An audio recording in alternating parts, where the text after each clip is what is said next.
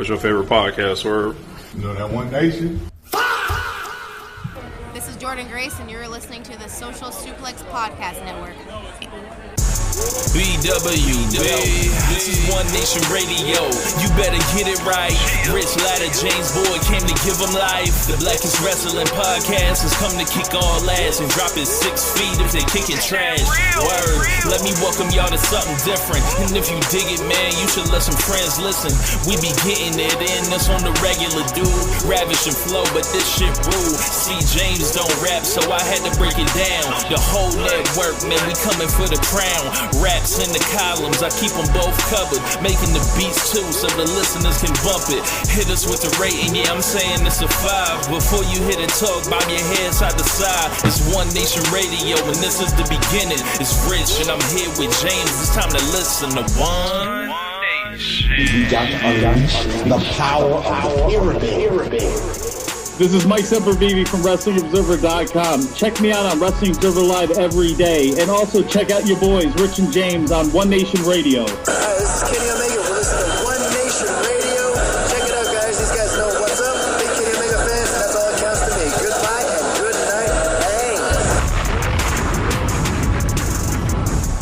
night. Hey, folks. Welcome to this week's edition of One Nation Radio. I'm James Boyd, and here we have Rich Latta. What's going on, man?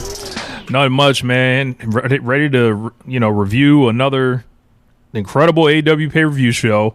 And, there's a new WWE champion, so we got a couple things here to hit him with on a Monday. Yes, on a Monday. Gotta take advantage of this attention that this weekend of pro wrestling has had. Like, look, this is last time in a long time, the first time in a long time we've had both companies doing things that both promotions fans like a lot. So to take advantage of that, we have brought in maybe the most positive man in professional wrestling, Floyd Johnson Jr. of all things elite. What's going on, man? I am doing great. Rich hit me up earlier and said, do you want to be on the show? I actually took tonight off work, just randomly. I just needed a break. So it was like, it lined up perfectly. And I was like, well, I don't know if I'm going to be able to get warmed up. You know, I don't like to talk. No, I'm just kidding. Notoriously famous podcasters that don't like to talk, right? Look, but don't you just hear the enthusiasm in Floyd voice? Don't you see the happiness? Don't that sound like a man that watched something that he enjoyed this past weekend? Don't it sound like it? Are we miserable? Is that what it is? Is One Nation Radio just miserable? I don't Perhaps? know. Sometimes I get bogged down, in the small things, but you got to analyze it. Got to be tough with this business. They say it's a tough business. We got to be tough with it. That's true. It is a tough business. I truly think you can analyze it and y'all can talk and be like, I didn't like this, I didn't like this, but still enjoy the experience of watching it. It's just when you're after, why am I listening to this show if you're not providing me any thoughts on how you felt about it? Why am I listening to the show if I'm not getting anything from it? And honestly, I listen to your show every week. You're like my weekly listen, you and Keepin It Strong Style, because y'all laugh so much. Okay. Y'all laugh a lot. Yeah, y'all, even when y'all even make shitting on something fun. Okay. Honestly, as long as you get value out of it, because sometimes I be at my wit's end with some of the stuff, man. Like I be like, hey man, why am I doing this? Like I just watched Pluverous, or I just watched or X-Men, for example. X-Men 97 is coming out this weekend or this week or whatever. It's like sometimes I'm watching that, so I'm like, yo, why am I watching this and then dissecting this childish attempt of what storyline of soap operas are, melodrama? Like I could be watching things better than this, and so sometimes I'm like, why am I even doing this outside of just I want to talk to my friend once a week for a long period of time? So at least people get value out of it, I guess. Dude, I'll tell you, the guilty pleasure is the show's a lot better when y'all don't like something. Sick. This is a sick Negro. Y'all go in so hard and take different angles I didn't even think about going in on, and I'm just like, know what it is? I think it is. It's like I feel like it's very fucking simple to come up with like whatever you want to do in wrestling. Like you can do the same couple stories a bunch of different ways, and you have all the inspiration. You have the history of wrestling to pull from. So almost it should never be bad, almost, right? Barring injury, barring extenuating circumstances, it should never suck, especially with all the talent that's out there. And it's like, no, there's no excuse for this.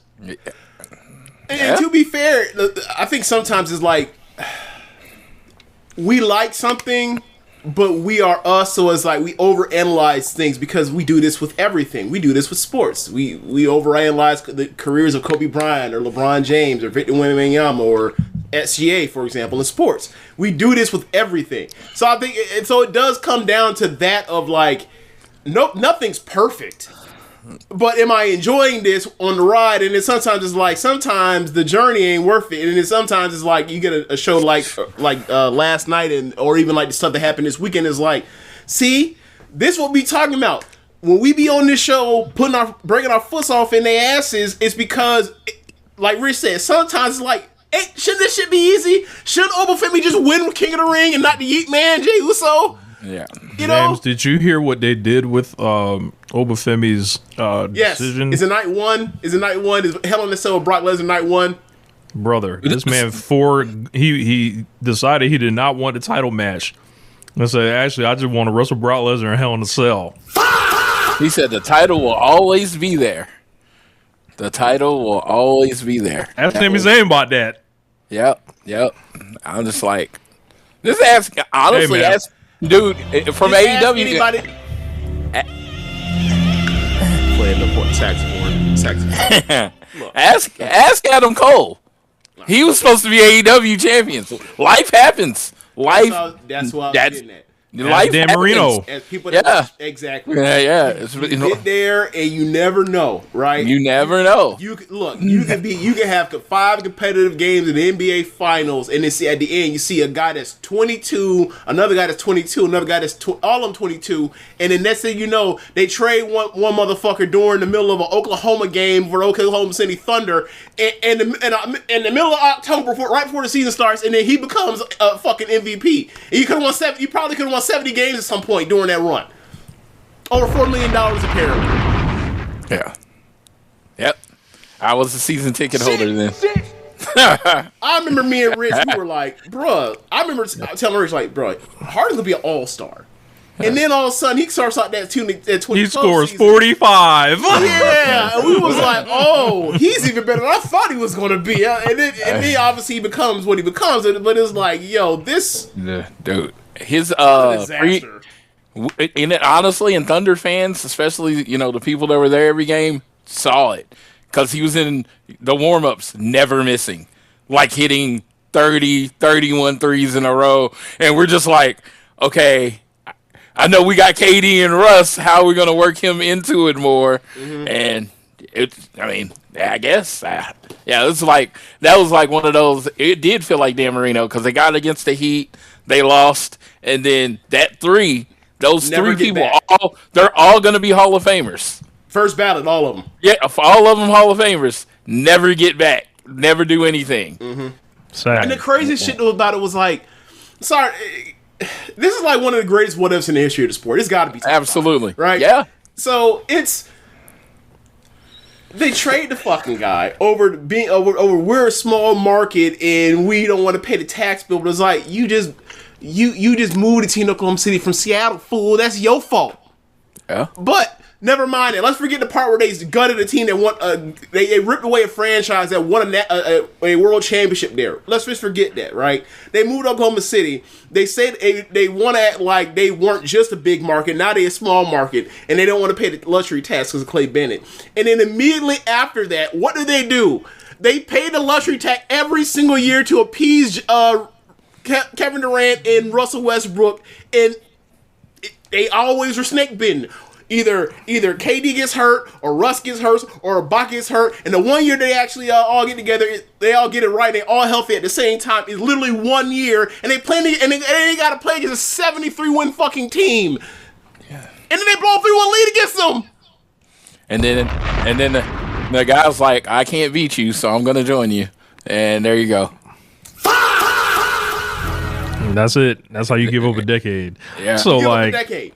Like, yeah. like it was so weird. It felt so like bittersweet for me watching them win the title last season, because it's like it shouldn't have been y'all. This is the wrong set. Cool. I'm glad this franchise won. They're a great franchise. I love the whole. It looks like a college atmosphere. Those teams or those home games in the playoffs are tough as hell. Looking, love that crowd, love that energy, love the part where they do the whole. We gonna stand until the first basket made by the home team. I love that. But I was like, it feels like when a college team. It felt like when a college team wins with a team that wasn't their most talented team. Because it happens all the time in basketball and football. Where you're just like, how the hell did this team win? I mean, obviously they're a great team. This year, they had better teams. They happen to lose. That sucks. Yeah.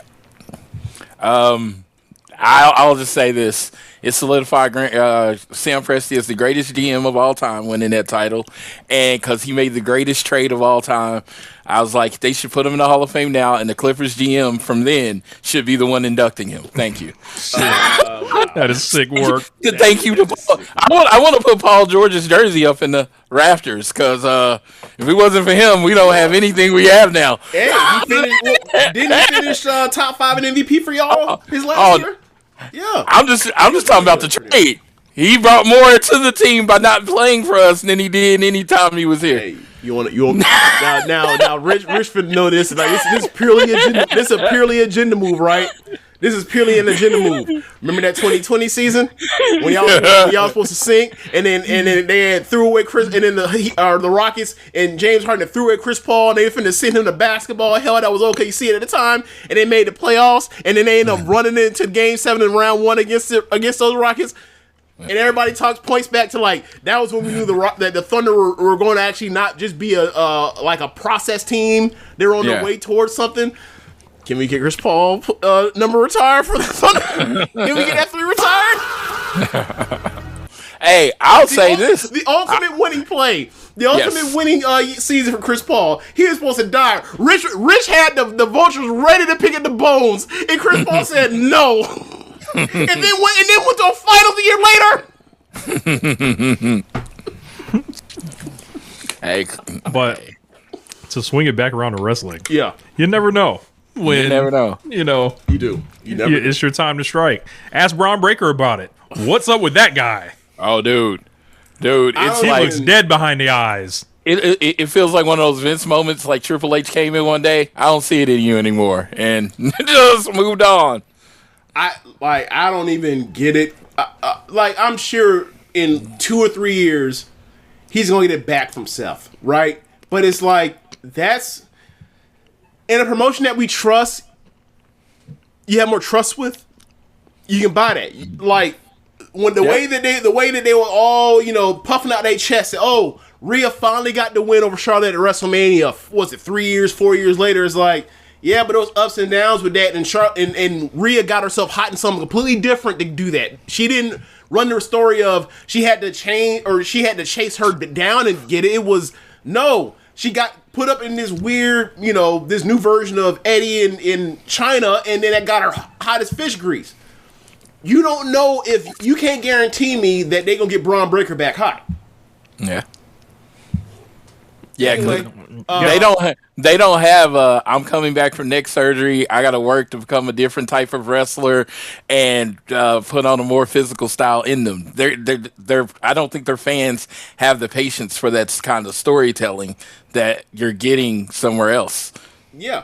And also, while that's happening in AEW, I'm not exactly loving it. I'm just now seeing the vision because, like, it's the way it's setting up is like based off the patterns I've seen in pro wrestling in the past. It's like, oh, Jon Moxley is going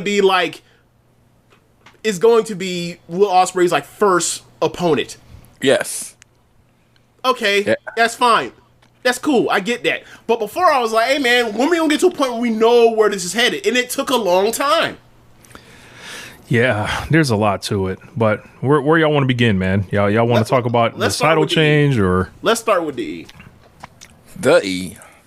Yeah. So, it was Night of Champions over in Saudi Arabia. Yes. Yes. No big CM. No. Yep, that guaranteed watch for me. So you have denounced. Have you denounced that religion? Oh, dude. Dude, I ain't talking to you personally in a minute, so I gotta talk. The day he showed up to Survivor Series, I'm done. Done. He said, He said, "I'm." Oh, you. Hey. Man said the second that you turned on the elite. Dude, do you know? It's when you find out your cult leader is not a god. It was that moment. You found out. Oh, he's just a mortal that loves money just as much as we do. He's the same. He's just us. Fuck you. I don't need to. I'm not gonna root for me. I'm gonna root for somebody better than me. Fuck you. Because I took that check too. Don't get me wrong. I took that check too. But you presented yourself as better than that. That is true. For many years. Yes, I'd have took that check. I'm not hating on the man for making money. I'd have took that check too. Look, my thing I never was better than that. I think Floyd is like the walking example of how I kind of broke that situation down when he went back. I was like, CM Punk at the end of the day, he's a pro wrestler. He's gonna do whatever he does. He's gonna sell out on whatever he says at a given time. That's fine. That's him. But that doesn't have to be you. You don't have to follow that shit. Yes. Yeah, you presented yourself as better than all that. I said fuck them. Blah blah blah. Yeah, I'm better than that. They tried to kill me. Yeah, I wouldn't go back to the place to try to kill me. I'm just saying. So the horse is sick. He did not make the trip over to Saudi Arabia. I'll say this. Just to quote Common on My Way Home on late registration. They say home's where the hate is. Yeah. Some people, they were raised off toxicity. That's all they know. Yeah. And when you go to a situation that's good or better or healthier, you might not understand what you in. And then all of a sudden you end up back and you realize, damn, I messed up a good thing. And hopefully there's some time to reflect. So, why your horse is sick. So they had 6 matches on this pay-per-view. What got into Triple H to open up the bucket a little bit and let some extra matches through? I think when Ice Cube Jr. complains, you gotta listen, because that dude is as positive about WWE as anybody is about anything. I mean, so your main chick is like, no, come on, we need more than this. They look, he complained about it last month. They fixed it this month. Who are they listening to? Incredible influencers. So Junior, that's crazy. Yeah, I don't call him his other name. He's Ice Cube Jr. until he dies. Damn. Hey, look. If you gonna portray your dad in a biopic, we get to call you that. Yeah. So they open up King of the Ring final. Obafemi versus Jey Uso. This is your warning shot. Wow. Ow. So that just reminds me of one of those things I would do and I would think is cool, and then everybody's looking at me like that's not cool, Floyd. The problem is you have hundreds of people backstage. Why has no one said this is not cool? Think it is? It's not that it's not cool. If it's totally what Jay be doing. The problem is the way he went out there on Saturday, or was it last SmackDown, and he gave out 2 warning shots in like 10 seconds or 11 seconds. Diminishing returns. You got to say that bad boy in your back pocket. That is the trump card. Like you got to have, But whatever. Yeah, man. This match was basically, like, we have a guy, we finna give him almost everything. Like, Jey Uso was basically got his ass kicked for, what, 25% of this match? 30% of this match? I'm sorry. 75% of this match, 80% of this match. It was exactly what it needed to be. If your idea is the next big thing, or that we going with is Obafemi, and they did it in a way to where it go longer than just like a really short thing. And I think the overall impression is match okay. Obafemi, that's an impressive looking man. That's an impressive looking competitor in WWE. Dude. And then the promo at the end, that shit was awesome. And then they with the lights off, and he hit the pose holding the crown. I had to tweet that shit. Look, Rich, I'm sorry, I got to bring the comic book stuff up, right? Some of these comic book characters, they just look cool, right? But the character, when you go through and you watch or you read through these comic books and these stories, they're not much of characters. Some things are just cool drawings. Look, and sometimes that's the case with wrestling, right? You get the entrance, right? The Karrion Kross. Karrion Kross is a comic book. Like, he looks cool, then the bell rings and is oh, never mind, right? Obafemi so far, he is I believe aura is a thing that they be talking about in WWE. His aura is growing considerably every time I see him. Oh, I mean, yeah, I get it. He's the lottery ticket. I mean, they have it. He's there. He's perfect for their audience. And me, just a giant black man destroying people, I'm down. You're gonna always get me to sign up for that. It's well, kind of works, right? Time. Every time. That's like it's big nigga fight time. Like yes. that is an American, or not American, but that is what American pro wrestlers want. A big hoss. You're just throwing people around, and I was like, I kept waiting on Jacob to show up. I kept waiting on any of the Samoans to show up, and then he just hits it and wins, and I was like, okay, they did it right. I mean, I'm like, all I can do is like the ruler. That's how it was supposed to happen. He make the face. He put on that fake accent. I like to point out that during his fire-ups, he also beats his chest. Yes. He shakes some ropes a little bit, you know. But no, shaking the ropes ain't the problem. It's the gigantic black man beating his chest like he's a silverback gorilla. Like, and it's also a promotion where we had the same person that's on commentary right now that once called a large black man the silverback of the WWE. Right? Yes. That Michael Cole shit's still around. Right? But anyway, that shit is insane. But that being said, it needed to be acknowledged. But when that man does that running spinning Cesaro European uppercut, that shit looks like it's a fucking Street Fighter special. It does. It looks raw. I'm sorry. Like, we talked about this during the BRP 50 or whatever else about Trick being above Oba, and hey man, yeah, it's not gonna be fun. We in a year they're gonna look foolish for putting Trick Williams over Oba. I'm sorry. I mean, that list look crazy right now based on last night. But I'm talking about. I'm just talking about within WWE alone, just within WWE. We get the interpromotional politics, gold politics, sure, but just in WWE alone, they finna get this shit wrong as fuck. Man, a big Oba, man, he is just the best thing about him, and I think they comes up to across with big men. He knows what he does well, and he doesn't try to do anything outside of that. This is what you're gonna get when Oba's in the ring.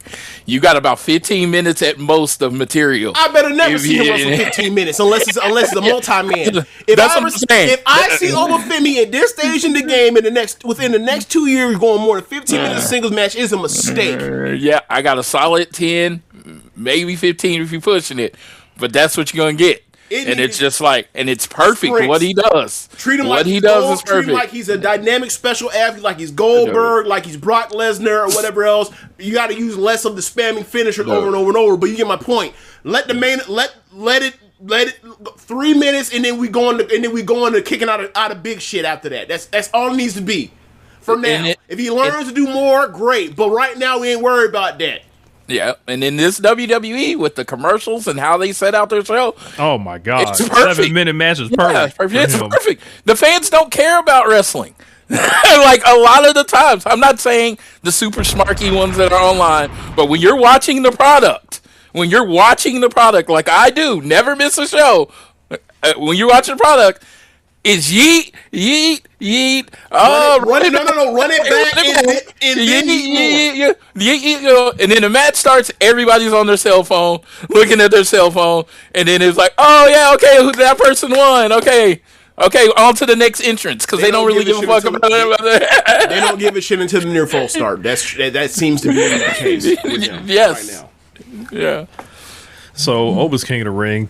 Jey Uso did not win, and he moves on. I don't know what exactly he's got going forward, but back to the Civil War. Oh yeah. I mean, hey, I'll tell people as a long-time soap opera watcher, I mean, they always have that one storyline that covers sometimes since the beginning of the soap back in the 60s. That storyline is still going on. That is now the bloodline in the WWE. That's crazy. As long as they have kids, that story still is going to go on. Okay, gotta ask, what channel of soap operas did y'all grandmas watch? So my mom was one of the few that switched. So she watched Young and the Restless on CBS. And then she watched Days of Our Lives on NBC. So she switched those up. So, it was Newmans and Abbott's. That was the story of Young and the Restless. Yep. My grandma watched Guiding Light. Yep. Okay, so that's CBS. That was like the 4 o'clock or 4 p.m. All My Children. Okay. So she switched channels. Yeah, she switched channels too. And Passions at a certain point. Passions went because it started new. Because I've been watching the black soap opera that just came out on What's it CBS. Called? Something in the Gates? Yeah, In the Gates. It's called In the Gates. Right. And man, it had me hooked pretty quick. So, So Passions was the only one I really liked. The best part is like, hey man, the way that like the actors, they be jumping from show to show or from network to network. It's like Scott Hall showing up on Nitro. Yes. For real. Yes. Like, so, because I talked to my mom about it every blue moon. It's like, wait, she the way she talks about it with me is hilarious. Because it's like, all right, so-and-so used to be this person on this show. Yeah. So when she tells me about what's this person going on, I'll be like, what's going on with so-and-so that used to be Victoria in Young and Restless, but is now on Bold and Beautiful with yes. Like stuff like that can happen, right? She talks to me just like that, right? Just cut through. Because I know the Lord. I know the Lord, right? My grandma raised me up on CBS television. So just how you say Young and the Restless, that is Newman's, right? So the Abbotts and the Newmans, right? Like I'm about to have them So Victor's still around, Floyd. Yeah. He is. Victor is still around. Yes. He is the Ric Flair of this shit. He was on when I was a child. And he's still doing this somehow. I think he's not had cancer twice. Still going through it. And he's my guy. So that's, like I said, that's what I grew up on, and it's just like the bloodline's gonna be this. Yep. It's gonna be here. Mm-hmm. If you're gonna watch WWE for the next 20 years, because they all have kids, they're coming. All the kids are coming. Zilla's coming. The cousin's coming. Everybody's coming. This is not stopping. Every time they have a kid, WWE signs them to a little baby contract. They are already there. Don't Stephen A be on General Hospital or something? Oh yeah, he a hitman. I saw him with the gun. Yeah, he shot somebody. That shit's absurd. But he got that through the ABC, like ESPN Disney pipeline. Yeah. Yes. Like it would have been all hell to broke loose. He would have showed up on like if he had showed up on Bold and Beautiful or something like that. Hold on, you going against the mouse now? Yes. So up next, we got the women's final. Io Sky versus Liv Morgan. I found out that not only did Liv Morgan enter this tournament simply to get to an eliminator match in the finals, she loses, of course. Yeah. Because she was cursed. Yep. And she was cursed. I saw Danhausen out there getting his rich ladder on. I cursed Liv Morgan years ago on this very show, on this very network. Yes. I said Liv Morgan will never win. And the prophecy read. And it rained for years. Did you see how she advanced in this tournament? No. She was in a match with Charlotte, and Charlotte had a bad leg, and like Jade and the girls, the baddies, attacked her knee. Like Michin and B-Fab attacked the bad knee, and that's how she took advantage. So, like you be saying, she don't really ever be winning. There's always some mitigating circumstances. After all Charlotte done did for the community. Put away. So, yeah. Oh wait, what? No, we'll get to what happened. What's next for Charlotte in a few minutes. We'll get to that. So, but the match is okay. Yeah, it was fine. It's Liv. You know, that's that's the level it's at. So Io wins. Crowd loved Io, by the way. There was a group of kids. She was high fiving out there, and I was ready to hit you with the the kids love Io, but I refrained. But yeah, man, it was an okay match. Yeah, the head pointing thing is her yeet. There, I mean, everybody loves doing that. Yeah. That's true. Rematch for them at She did it SummerSlam. with the crown on too. Yep. She's like, yeah. I was like, I'll pop for it. Don't get me wrong. It's the head point in the trash can jump off of in War Games every year. Yep. There you go. Be like, how does it make you feel, James, knowing that a big part of Io legacy is associated with trash? That's a funny thing, right? Like, it's really weird with her because, like you mentioned, like she was doing the whole like she's a damsel in distress in this like fake lesbian relationship between her and Rhea, right? And she's a champion. She's been a champion, and she has some of the best matches in the history of WWE. It's strange because like as good as she has been in WWE, and she has done more than I thought she ever would, similar to Asuka.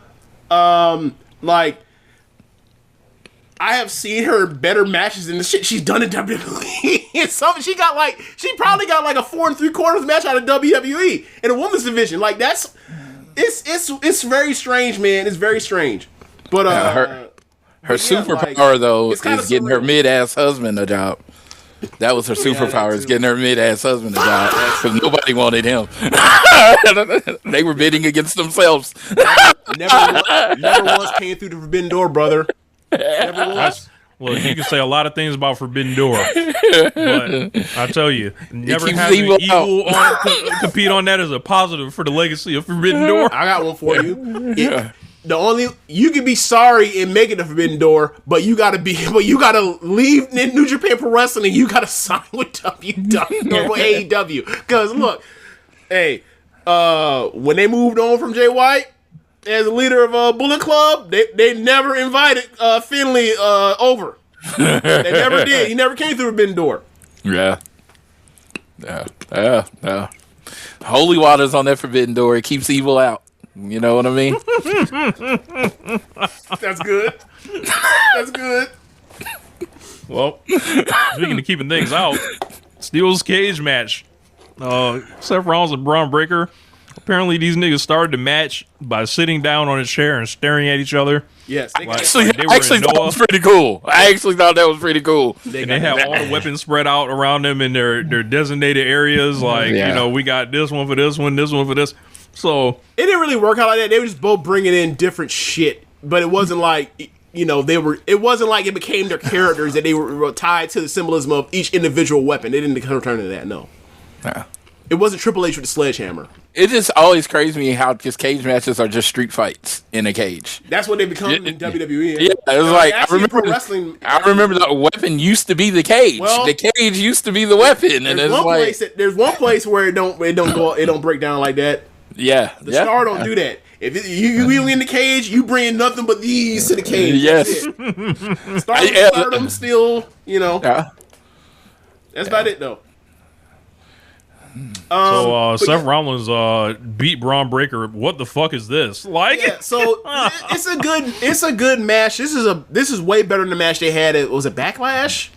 Mm-hmm. Way better than that. Right, it's a cage match, but still, like this. I mean, I wouldn't give it 4, but it was still very damn good. And like, it was one of those things where they're doing the match, and it struck me early on. It was like, oh, I think people forget like what the point of a cage match is. Rich, can you tell the people that like I know you know this. I know our listeners tend to know this, but like, what's the point of a cage match as far as like the violence and brutality happening, and not like the stakes, but like. What is the cage supposed to do to people? The cage is supposed to cut people. Because fuck them up. Right, because it's marking them up because steel gates are sharp and you get stuck and get stuck. So why is the beginning of the match Braun Breaker's getting put head first into the cage and he's selling like he's running into a brick, like his head's bouncing off a brick wall and not he's getting scraped.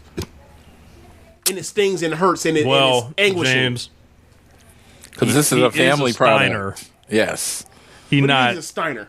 He's dumb. I know they say they come from a prestigious university, but I never really believed them. Right. And it's not like he's like even their Scott dumb Steiner's play? son. Their He's dumb Rick's jocks? son. He's Rick's son. The other nigga. He does, like, and he does wear the and he barks. jacket. There's not intelligence radiating from the Rick Steiner side of the family. But what does intelligence have to do with how much something? What kind of pain someone experiences though? I don't know. Okay, you just want to get shit off. Okay, just say that. Yeah. But yeah, they're selling like these are like he's getting hit with a blunt or he's running into a blunt object. Like he's just getting smashed to a brick wall, but it's like, no, the cage is supposed to be sharp and painful and prickly and it's supposed to tear your skin up. They fundamentally misunderstand that. But after that nitpick, like I thought it was a pretty good match, and then ultimately like they set up and like he's about to get finished by Seth, and Seth, I think they were trying to get Braun Breaker this moment of like he puts the hand up like mercy, but ultimately it was really trying to buy time. He really was about to halt back up, and Seth recognizes like me giving this freakazoid any more time, I might not have enough in the tank to finish him. So he goes off the second rope and gives him the curb stomp and gets the win from that. And I don't know if I like that story. It was kind of I don't think it made much sense given what the match was at the beginning or through most of it until that point. But it still was a very good match. Yeah. Seth Rollins is getting the title shot, presumably off of winning this, maybe. Yeah, apparently. Is he? Yeah. Yeah, at SummerSlam, it's Seth versus Roman. Yeah, they announced it tonight. I mean, that's where they were. I think they wanted it. I had heard they wanted it for Mania like the last year, and then Seth got hurt, and then there was a lot of changes. This is the match they wanted from SummerSlam. This Roman Reigns title reign, brother. And tickets aren't ticketing right now, so. And that's going to change it? The 20th version of this match? Another one's ever at WrestleMania, so now we're going to do it at SummerSlam? Yep, night one. They're trying to bring it in. They're trying to. That's night one? That's not night two? I imagine. It'll probably be night two now that I think about it. It's Roman. Okay. But. I can't wait. Yep, the Shield chair. Isn't the last time they did it was that Batman and Joker shit? Wasn't that last time they did it? Was that. That Royal Rumble. In St. Louis, yeah. And Seth came out dressed as the old Seth with the half blonde hair. And he got choked out. Yeah, and then Roman kept choking him, so he got DQ'd. And that's how Rollins still has never beaten Rollins in a one-on-one match.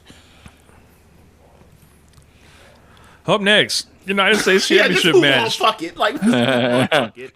The United States Championship match. Trick Williams with Little Yachty defeats Ricky Saints in a match, James, that did that shit say 4.72 on Cage Match? I mean, it was just a match. It was just a match. Yeah, could have been the second segment on a Raw or a SmackDown. You just never going to think about it again. And Ricky, I'll tell Ricky, he tried. He was doing everything to try to get the fans to give a crap about him, and they did not. They gave him the music. They gave him the little hand thing. They did it. Saudi Arabia did not. They didn't know who he was. They didn't care who he was more than anything. They didn't care who he was.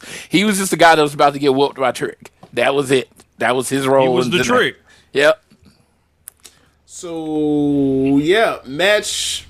Basically, to get in the match, it's like he's getting outclassed a little bit. He's looking for an advantage. So what he does very early in the match, like he goes outside and he's arguing with Yachty, who has a kendo stick. He takes the kendo stick from Yachty while for some reason Trick decides to distract the ref and gets the ref to turn his back to the ringside activities.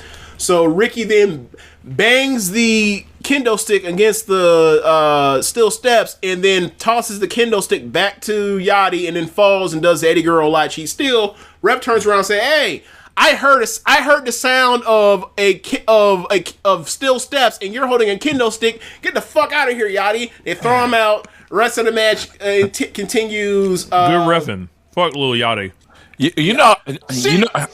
You know how not over do you have to be for the fans not to react to that Eddie Guerrero spot?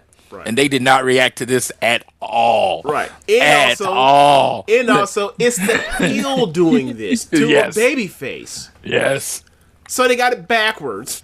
Anyway, they just wanted Trish to slap him and call it a day. Yeah, so he basically slap and then the trick shot. Like Ricky avoided trick shot at one point, but like basically after that one, next attempt he got trick shot. And it happened. The funny part is it happened right next to the ropes. Like Ricky's head is like this far from the ropes, maybe like a foot away from the ropes, right? So I'm thinking like, is he gonna get a hand on the ropes or whatever else? Nope, that's it, brother. Get him out of here. Yachty comes back out. He hits Ricky with the stick, with the kendo stick, and then gives him people's elbow. And I'm like, boy, some real TV ass shit here. They treated him like a geek. They treat Ricky Saints like a geek. Hey man, at least the brother's where he wants to be. He's getting used. He's being used, all right. He's definitely being used. Use me up. TV time is gold. That's what they tell people, right? That TV time is gold. He's also in the bucket because he was on the PLE. So he's in the bucket. Hey, he's in the bucket. To paraphrase what Gary Payne said to Vince Carter after he dunked over 7'2" Vice in the Olympics. Vice, you wiped your ass with him. Hey, like Trick and Yachty, they wiped their ass with Ricky Saints on this weekend. That's definitely what happened. This needs to happen. And word to God, does he perform Cold Like Minnesota at SummerSlam? I didn't know he had a song called Cold Like Minnesota, so Who is this? Talking about Yachty. He should absolutely do Look, this. man, and it would sound ridiculous in that stadium. Yes. That absolutely happen. I like a handful of the Yachty songs, right? I love Broccoli, right? It's also funny when he after he hit the move, the people's elbow, right? Yes, and no commentary said big bands flex up. I fucking died laughing. Like there's no way. This is like when Triple H tweeted out, that he's having a futuristic summer with an A, not no ER or A, and I was like, you don't even know what that is. Like you don't know what this is. This is a promotional situation that the people put before you to say out loud or tweet out loud. These white people have no idea what they're being told to say. Not to say there's something sophisticated or something or whatever. Just like, but there's just a clear gap in cultures there. Dude. Weird synergies. You could offer me free tickets to every show for the rest of my life if I could just tell you a Lil Yachty song. I could not. I am 45 years old. Lil Yachty, I am not in his demographic. Missed it. I missed that. I didn't even know he was famous until he showed up on WWE, and I was like, oh, okay. It's over for him. It's not that he's actually famous. It's that, like he has an internet. He still has a bit of like juicy internet because of like. He's not a good rapper, and like that's the thing. He's almost like this. He's like the next generation's like Soulja Boy, where it's like, okay, are we really entertaining this? No. And it's a bit of a troll. It's a bit of a trolling as far as like what he does, and people are like, let's be less negative or whatever else. And it's like, okay, cool, let's be less negative. Oh, you see me makes terrible songs still? Okay, whatever. Terrible music, and then he gets in these interviews and just says these absurd things about like hip hop and rap history, and like it's like, all right, man. It's a lot like Bully Ray. Yeah. Oh wow. You are not good enough for us to be caring about your opinions in that way. Yeah, dude. Like a month ago, I agreed with Bully Ray on something. I had to re-examine my life. Stink. Yeah, take a shower right away. I had to re-examine my life. I was like, he said he got to take a shower. Is that what you said? Got to wash that off. Agreeing with Bully Ray. Can't be living in that filth. Agreeing with Bully Ray is like taking a shit. You immediately got to take a shower. I was like, terrible. Yes. Like that. Yeah. Send it to him. He won't see it from me because I'm blocked. Like, oh my god, y'all fucking stupid, man. All right, what's the next match? Oh fuck! Tiffany Stratton versus Jade Cargill in a match that has a 3.60 on Cage Match. Holy shit! I mean, Jade is the female Ultimate Warrior. Okay, she is. She has an amazing look. She has an amazing presence. Does she? I mean, she has a look. She has a presence, and then the bell rings, and you go do something else, and find out what the result is in a minute. So I'll say this for Jade. I saw something on Twitter that I did not like, and at Piper this point, yes, Yeah. at this point with the Piper Niven thing and Chelsea Green, that shit. I would like Jade to whoop one of their ass at this point. I mean, it's getting. I know it would never happen, it's right? Because Because storyline though. I don't know if it's a storyline. No, it is. Like, I mean, at least from maybe not from Piper Niven's perspective, but it definitely is with what's her name? Chelsea Green. Chelsea Green got involved in this match. So Yeah, Me but Chin and B she's- Fab get involved. Chelsea Green's underneath the ring, cause a distraction. All three of them end up getting moved out the way, and then the belt's in the ring. So the ref and Tiffany are in one corner. Jade sees the belt. She's gonna pick it up and use it. So when she goes to pick it up and use it, as mentioned, like, you know, they got involved with Charlotte's when the Queen of the Ring. Charlotte show up, and boy, when you see this fit Charlotte got on, Rich, it's black flames with like peach and purple, almost like the colorway of like the Phoenix Suns, like those Valley jerseys. Like it, but it's loud as all hell. It's like a hoodie. It's like a big puffy hoodie. So she grabs the belt and then she waves at her like this, and she turns around. She ends up eating Tiffany's finish, and it's like, okay, so now Charlotte's gonna be tasked with her turn. And it's like, all right, whatever. Jade's dream match. This how you get Jade. This how you get Jade away from the title. Mm-hmm. And they figure out how to have good TV matches. But while I'm watching, I'm like, yo, Tiffany is so much better than Jade. So much better than Jade. But yeah, if only that mattered. Yeah. If only that mattered. I mean, like it just doesn't. Like Rich, fell off the video. Yeah, no, I had to go away for a second as you said that. I wasn't going to be on screen. I thought it was an accident. Like we had a connection drop or something. That's like, I found the Charlotte you see that get fit? up, kind of. Hey, I'm telling you. I'm telling you, Rich. When she starts showing up for like WrestleMania, for the Hall of Fame WWE in like 2040, them gonna be Mulkey fits. She's gonna carry on the tradition of Kim Mulkey. Oh yeah, we've seen that coming. We've seen that vision, but I don't think we ever expressed it on the show. Look at this fit and tell me this not some shit. This get up ain't some shit that Mulkey would try on the sidelines, and they people like, oh, look at her, haha. So, the personality of college coaches or whatever. Meanwhile, she's the Charlotte fits devil. right now are like, all right, you know, she just recently had her 40th birthday. Still looks great as she ever did, but you can see the fits, and they're like, you know, it seems like the way she, you know, whoever's styling her, they're basically dressing her down a little bit in the demographic. They're like, hey, we need to have you a little bit younger looking, quote unquote.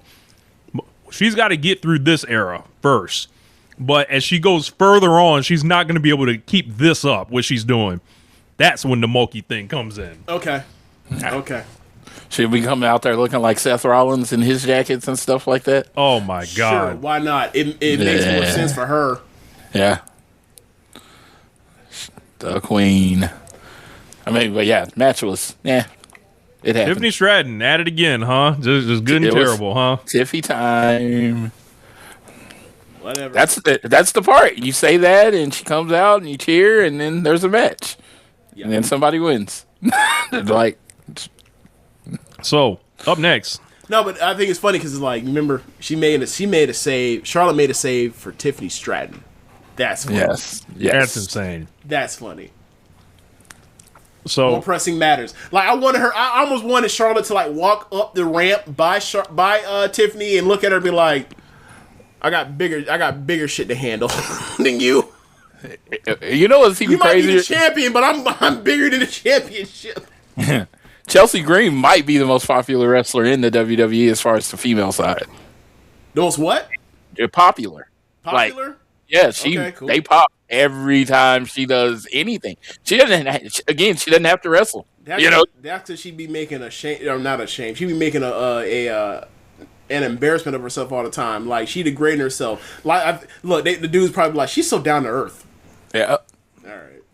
Hey, she would cut her hair and walk backward out there, as Bret Hart would say. She lose a hair match. She don't care. Yeah. So we should get to the main event. 3-way match, undisputed WWE Championship, Vince McMahon's daddy's belt, Cody Rhodes versus Gunther versus Sami Zayn, and we have a new WWE champion. Yes. Sami Zayn. Yes. This is kind of wild, for one, because you look at his match log and it's like, hey man, 3 matches ago, he was losing a trick. What happened here? And Gingerbread Man shit was going on. And the Gingerbread Man shit. And then, like, wasn't there like a Cody and Gunther feud happening? And then look what has happened to Gunther. Look what happened to that feud, which was absolute nothing. What they've done to Gunther after giving him 3 careers is embarrassing. I'm like, you built up this god Thanos villain, and then he just in the company. Yeah, and it wasn't even like how he loses isn't even special. He's bitching about his foot is under the rope. I'm like, this is Thanos. You ain't bitching about your foot's under the rope. You're supposed to take that rope off and beat the shit out of Cody with it. None of this is happening. I'm like, all that you did, you done fucked up now. And I thought they were doing a really good job with Gunther. I thought they were doing an amazing job with him. Cody versus Walter is like one of the rare matches in WWE where it's like, hey man, I watched that series. There you go. If they did it right, but look what they fucking did with it. Yeah, 11-minute match with a bullshit ending. Then they fast counted with the referee, which turned out to be Sami Zayn, and then they stuck that special guest referee nigga in the next match, and he's gonna be the champion now. Yep. That match was they stole. Yes. That match was 5 hours from my home, and I set my ass at home. And 5 hours ain't shit for me when it comes to driving. Yeah, I set my ass at home because I knew we weren't going to get a winner. And then they came out first, and I was like, oh, this is this is what's about to happen. And it was like I said, I don't get emotionally involved in the results of WWE matches. I watch WWE. I am the guy Triple H has asked for. I'm just going to watch it and have fun. I don't get any really emotionally tied to anything. Didn't care if Gunther won. Didn't care if Cody won. And it was just like, but I knew I wasn't getting a winner. I knew that wasn't gonna. I knew it was gonna be some bullshit. And I was like, I'm not driving 5 hours, getting barely any sleep, getting back in time to work at 7 o'clock in the morning for what happened. I'm good. I'm not. Hey, if you did, congratulations. I told Rich, I'm not a stan of anything. I'm a fan. I am going to weigh my money and my time and decide if it's worth it. They told me it isn't. So champion. Well, should we start with Cody losing this fucker first or what? Like, he took the pin? Yeah. Cody got rolled up, but he took the pin. He took the pin. That was his 3rd WWE title reign. Floyd, have they had a single fulfilling Cody Rhodes WWE title reign yet? No, dude. I remember when he finished his story, and I was like, well, I'm good. I'm not really traveling for this. The story's over. I feel like they felt the same fucking way. Because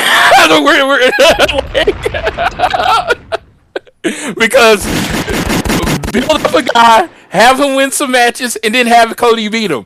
The formula's been there since Bruno Sammartino, and WWE cannot seem to get it down. Shit.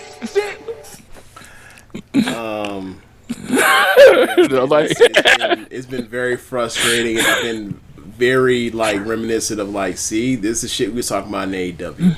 And this is why you can't. And this is why they never made him champion, because it was gonna be some shit where it's like you clearly see the politics over all this stuff.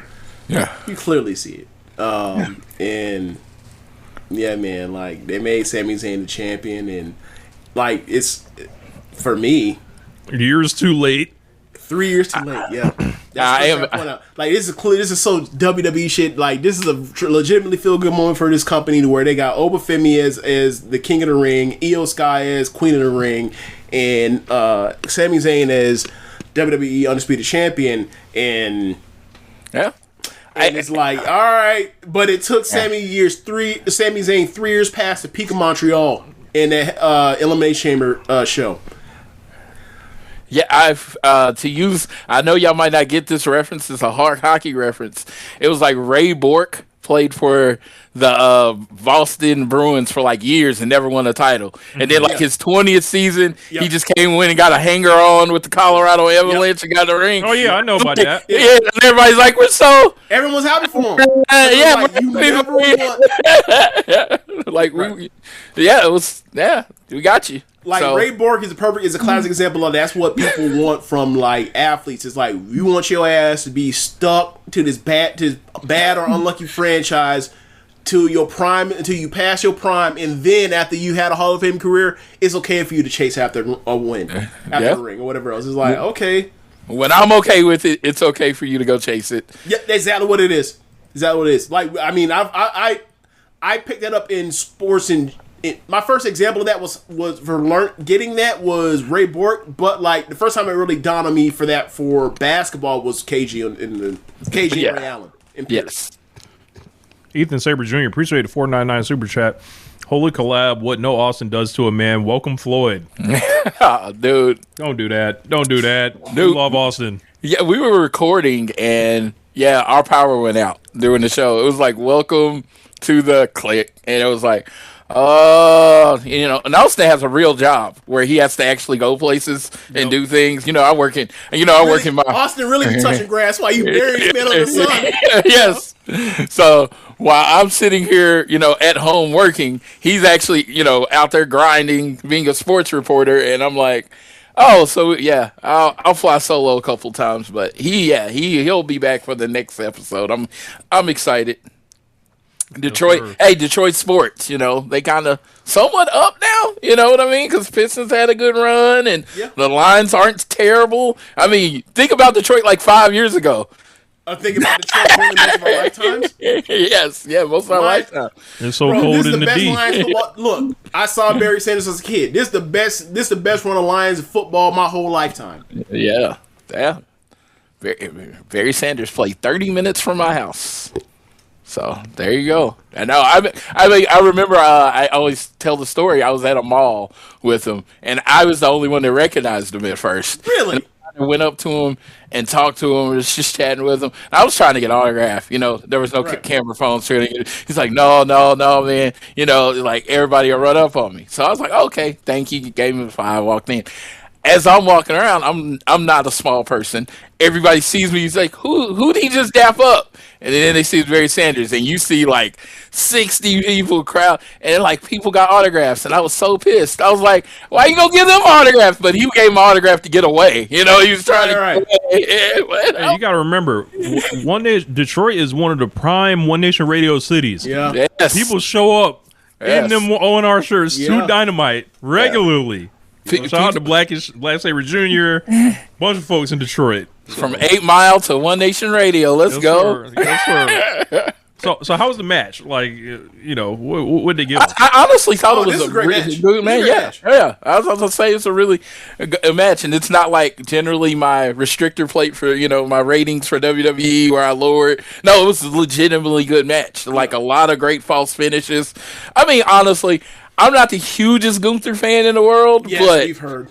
But we've heard from you multiple times. Off air. I honestly thought Man, he's not the same. He definitely served his purpose in this match, and it was really fun. And it was like 5 minutes left. I was like, "Oh, Sammy's winning this," and I don't know why. It just kind of hit me because I had Dave Finishill. Gotta give him a shout out. He called this.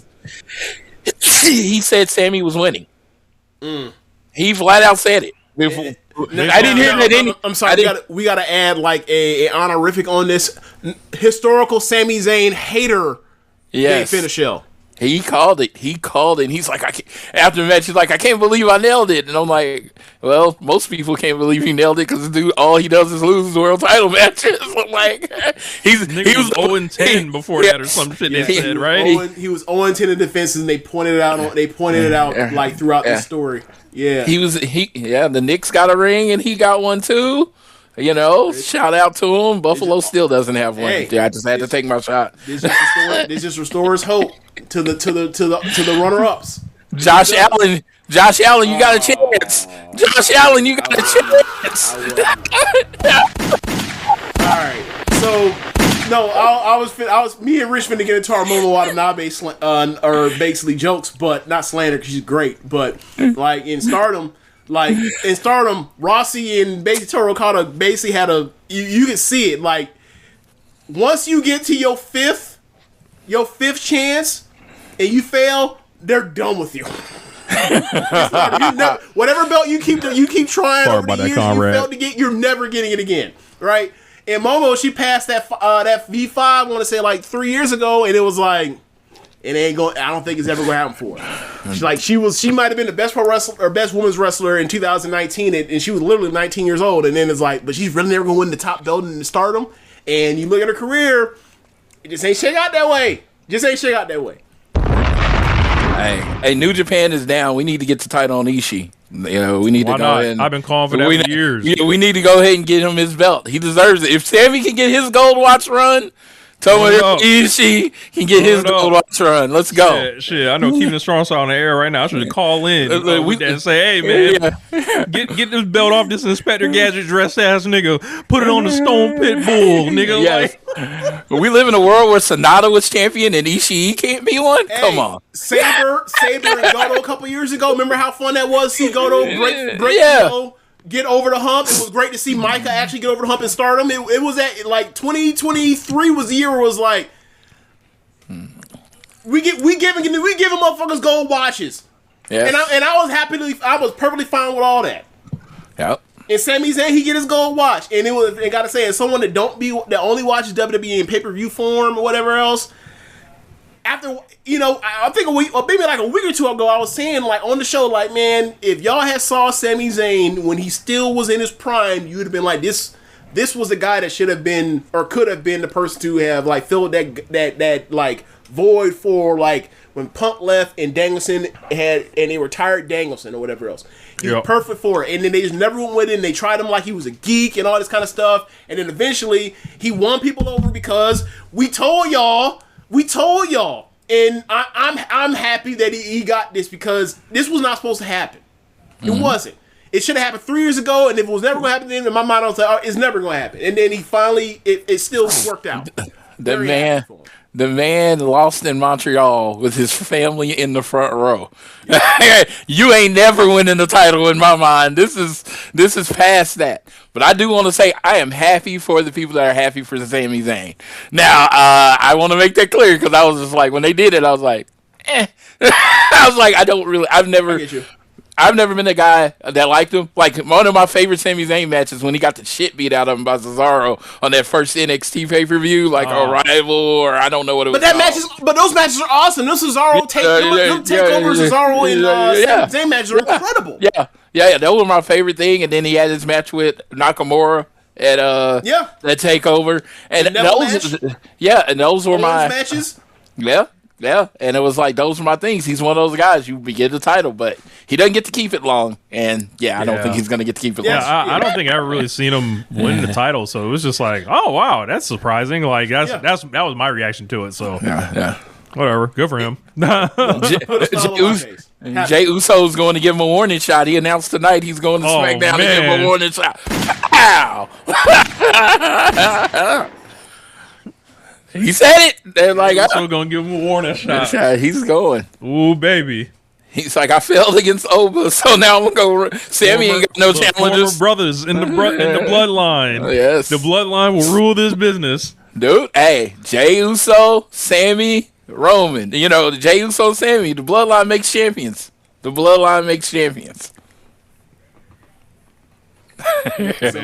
when's Jimmy Uso's turn? Never. You know what's so funny? Your championship is sitting at home pregnant right now. You want it like we don't. Some things are bigger than fake belts. Yeah, the only thing Jey Uso did to get the advantage is not get hurt. And he main event Jey Uso, and he said yeet first. There you go. If it was the other shoe around, we'd be watching Jimmy, because there's no real difference. I can't even tell them apart half the damn time. Still.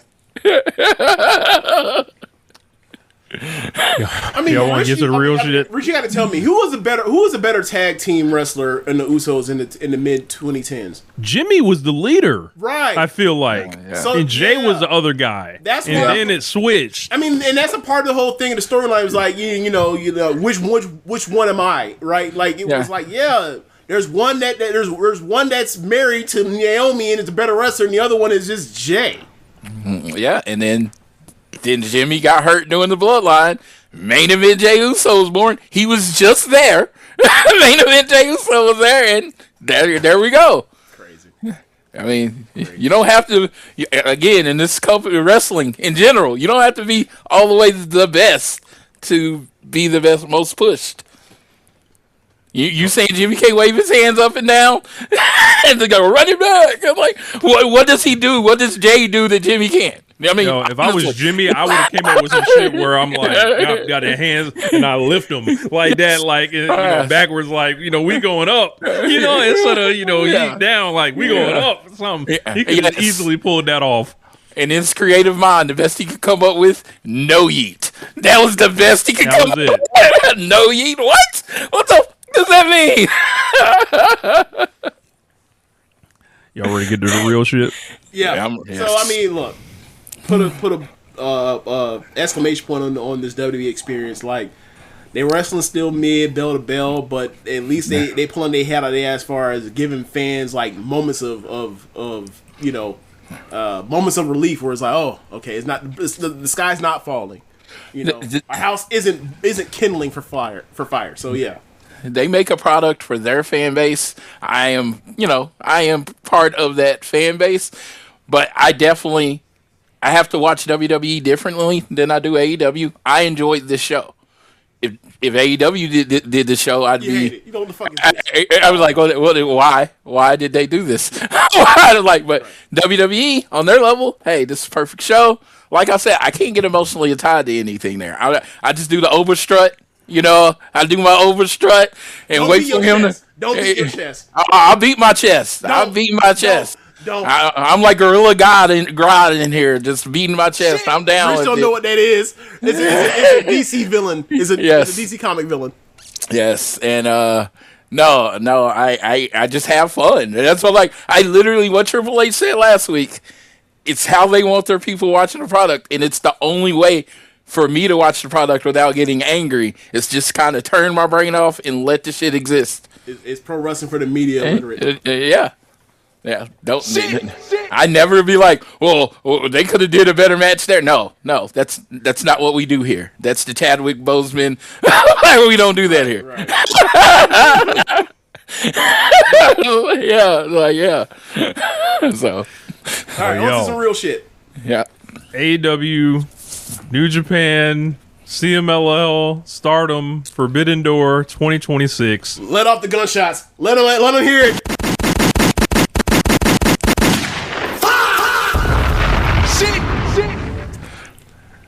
What a great show, man. Dude, I gotta say, I'm glad to stay home. Now, once you go to a few and then you come back and you can actually drink a Red Bull halfway through the show, oh my God, that's just changed the end of the show. I'm like awake and alert. It doesn't feel long because my heart's going like this because I'm on my second bang. It's amazing. Yeah, man. I want to start at the top, bro. All right. The Owen final. Yeah. Will Ospreay versus Swerve Strickland. Will Ospreay versus Swerve Strickland. This is one of the best matches I've ever seen in my life. Yep. This shit here was like, I thought it was at times like a more even brutal version than Ospreay and Omega from the Tokyo Dome, with like way more blood, and then like just a closing stretch built out of the logo that's on my shirt, the ROPW archives. Niggas just firing up, being epic, kicking out of shit, kicking out at one. Bro, I could just feel like when the entrances were happening, mind you, these guys were dressed up like things that I don't really know. I got some intel. Swerve is dressed as Lobo from the DC world of comic books because like he's a character in this new Supergirl movie. There was a corporate tie-in, thing here with it, bro. When I saw him come out, I don't know what any of that is. So like, I see him come out with that and a cigar, and I'm like, yo, bro, like he. This is just my look. I'm gonna preface this because there are assholes somewhere that apparently it's hard for one to think for their own selves or don't believe we have our own independent thoughts here. So when I saw Swerve come out, I was like, yo, knowing what it was all set up, we all kind of figured Will was gonna go to Wembley and stuff like that. But what I saw Swerve do just between that entrance and his performance in this, I felt like I was watching the guy send a message not only to like the fans, but the decision makers in this company, the decision makers in any company like that. Hey man, when it comes to the complete package right now, I'm the number one guy in this business.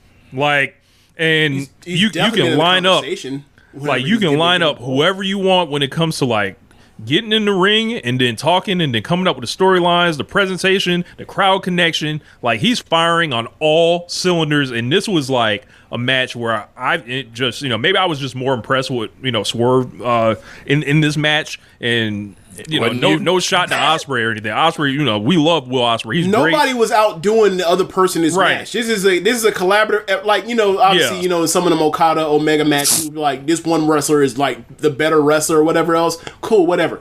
This wasn't that match. This was a match where like they were both seemingly at the peak of their powers. Yeah, like the way I saw Swerve in particular, like between the entrance and then just kind of knowing like how this whole thing got set up and laid out, and then like the mind behind this, it was like he's far ahead of niggas, bro. Like if they didn't quote unquote pick him or go with him this year or whatever, right? Mm-hmm. But man, somebody will. Like it's I think it's like. I think it's very clear, like, in what he brings to wrestling right now is special, and hopefully it resonated, with everyone else that way.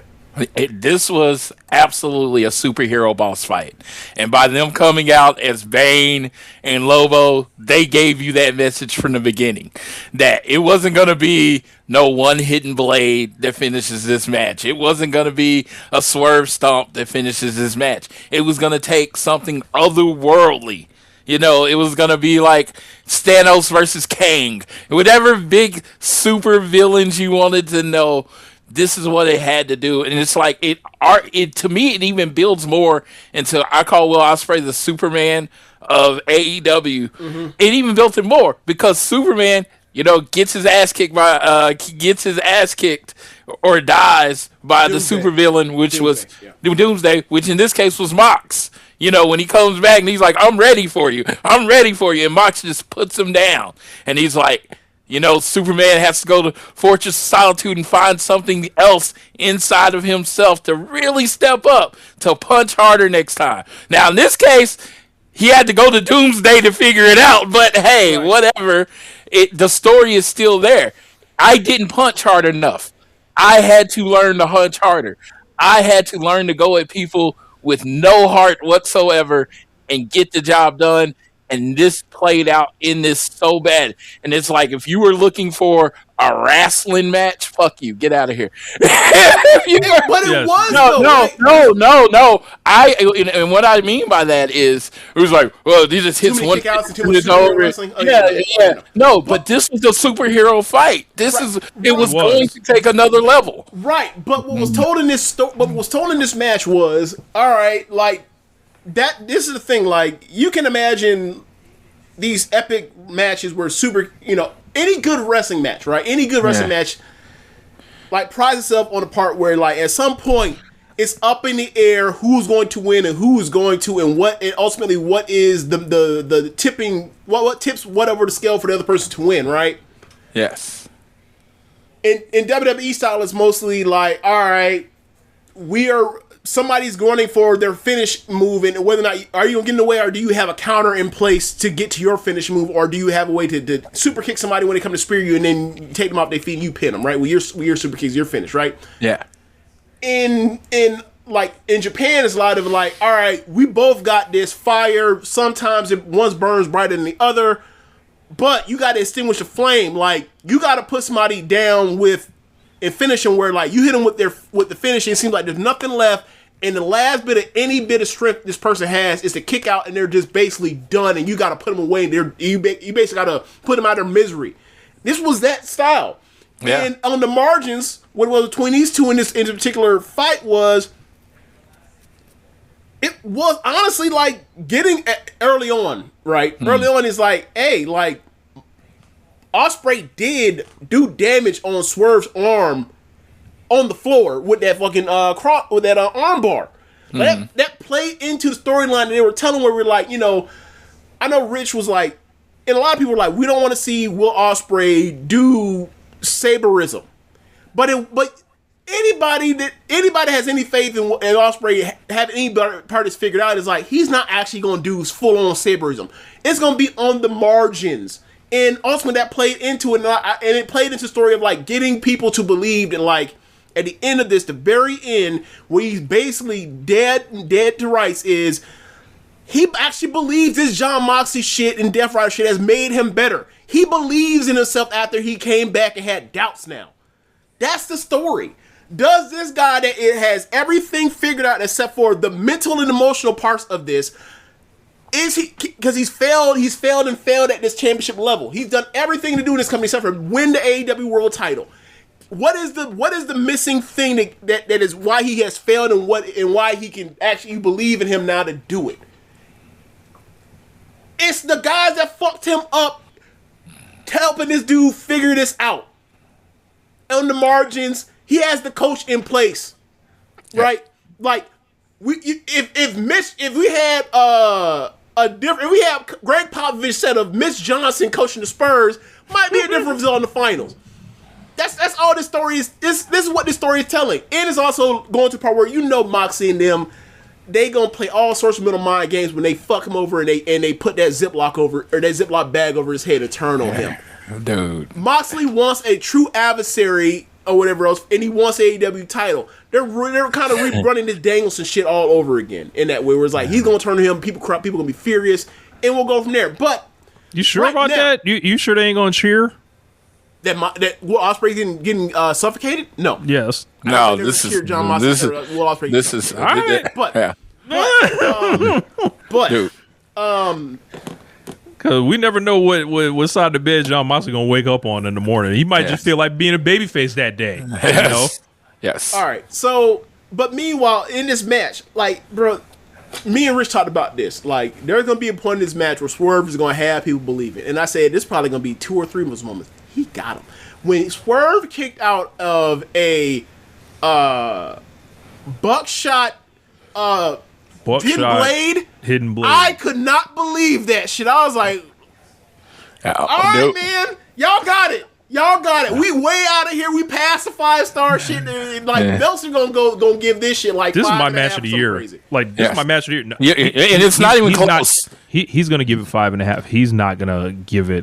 No, I said 6.5. He's the only match to me, he was like top 3 or 4 match. Like, I was like, all right. Man. He was like top 3 or 4 match this year. I'm like, all right, man. The only match I've seen that is better than this is Kenny Omega and Okada at Dominion. To me, that is clearly better than this is Omega and Okada. I think that there are 2 matches that right now, if we were going to go to any place where people watch a bunch of wrestling worldwide, I think the 2 matches that people are going to vote the most will be this match at this point, and probably the Tanahashi retirement. Those would be the two. Yes. I just wanted to say the moment for me in this match is when Will hits the hidden blade and then Swerve just swats him away. If that did not look like a supervillain moment in a movie where the hero thinks he has him and it's like, no, that ain't a fucking enough. And I jumped up and I flexed and I was like, yeah! And that's a play and a callback to their match, the ending of the match against that they had at Dynasty when Swerve was champion. Yes. And then he says to him, "You always been little bro." Yep. He said to him, "You ain't beat me in years. You always been little bro." I was like, "Look, man, that is the story of this." Like Swerve ultimately, he's right when it comes to like, hey man, you trust these folks and they ain't trustworthy. Swerve's right about that. But it's also like Swerve is arrogant of like, you think that made a difference? It ain't gonna make no difference. And ultimately, that was his downfall. He had noticed that like this has changed Will on the margins. Yeah, and they both had kind of developed their fatalities, which, Will always had the Tiger Driver 97. Yep. And Swerve's been using that Vertebreaker. Yep. And it was like, who's going to hit that first at that right time? And then when he hit it and it didn't finish it, it was like, oh, shit. Bro, okay. So much blood in this match. And dude. Just like... Ospreay has a crazy blade job, right? Yes. He has a crazy one, right? And then Swerve pulls out... I thought I know there's no arteries up here or wherever that he cut himself. But bro, I was like, what the fuck did he hit? Like it was. I saw someone say this looks like DMX on the Flesh My Flesh, Blood My Blood album cover. I was like, you got a point, because I ain't never seen a black wrestler be that bloody ever. Yeah, ever. He's dark skinned and like you clearly see the blood. You see red. He dripping multiple puddles in the ringside, everywhere. That nigga bled everywhere in this match. And all that blood loss, like you're losing your gas and your oxygen and shit, and it's like you gotta run through just the thing of doing the match itself. Like you gotta like run through all that shit and hope you got the win to keep going and all that. There were all-time great wrestlers asking how he did that last night, like all-time legends just wondering like, what did you do out there? I can never do it like that. Right. I mean, look, that's the thing, right? With like you mentioned, open the blood. Like, yeah, man, like that's one of the things I've never. One of the things I've just in real sports in general. One of the things I've never understood is why people don't, or why sports leagues aren't looking for people that are blood doping. Mm-hmm. Like taking blood out of extracting blood out their bodies gets to the point where their bodies regenerate, or make up that blood, replicate or fix and get back to where the normal levels are, and then they just re-inject it. That's what the cyclists were doing. That's how they're blood doping. Why aren't people like? You don't think that would help in the NBA?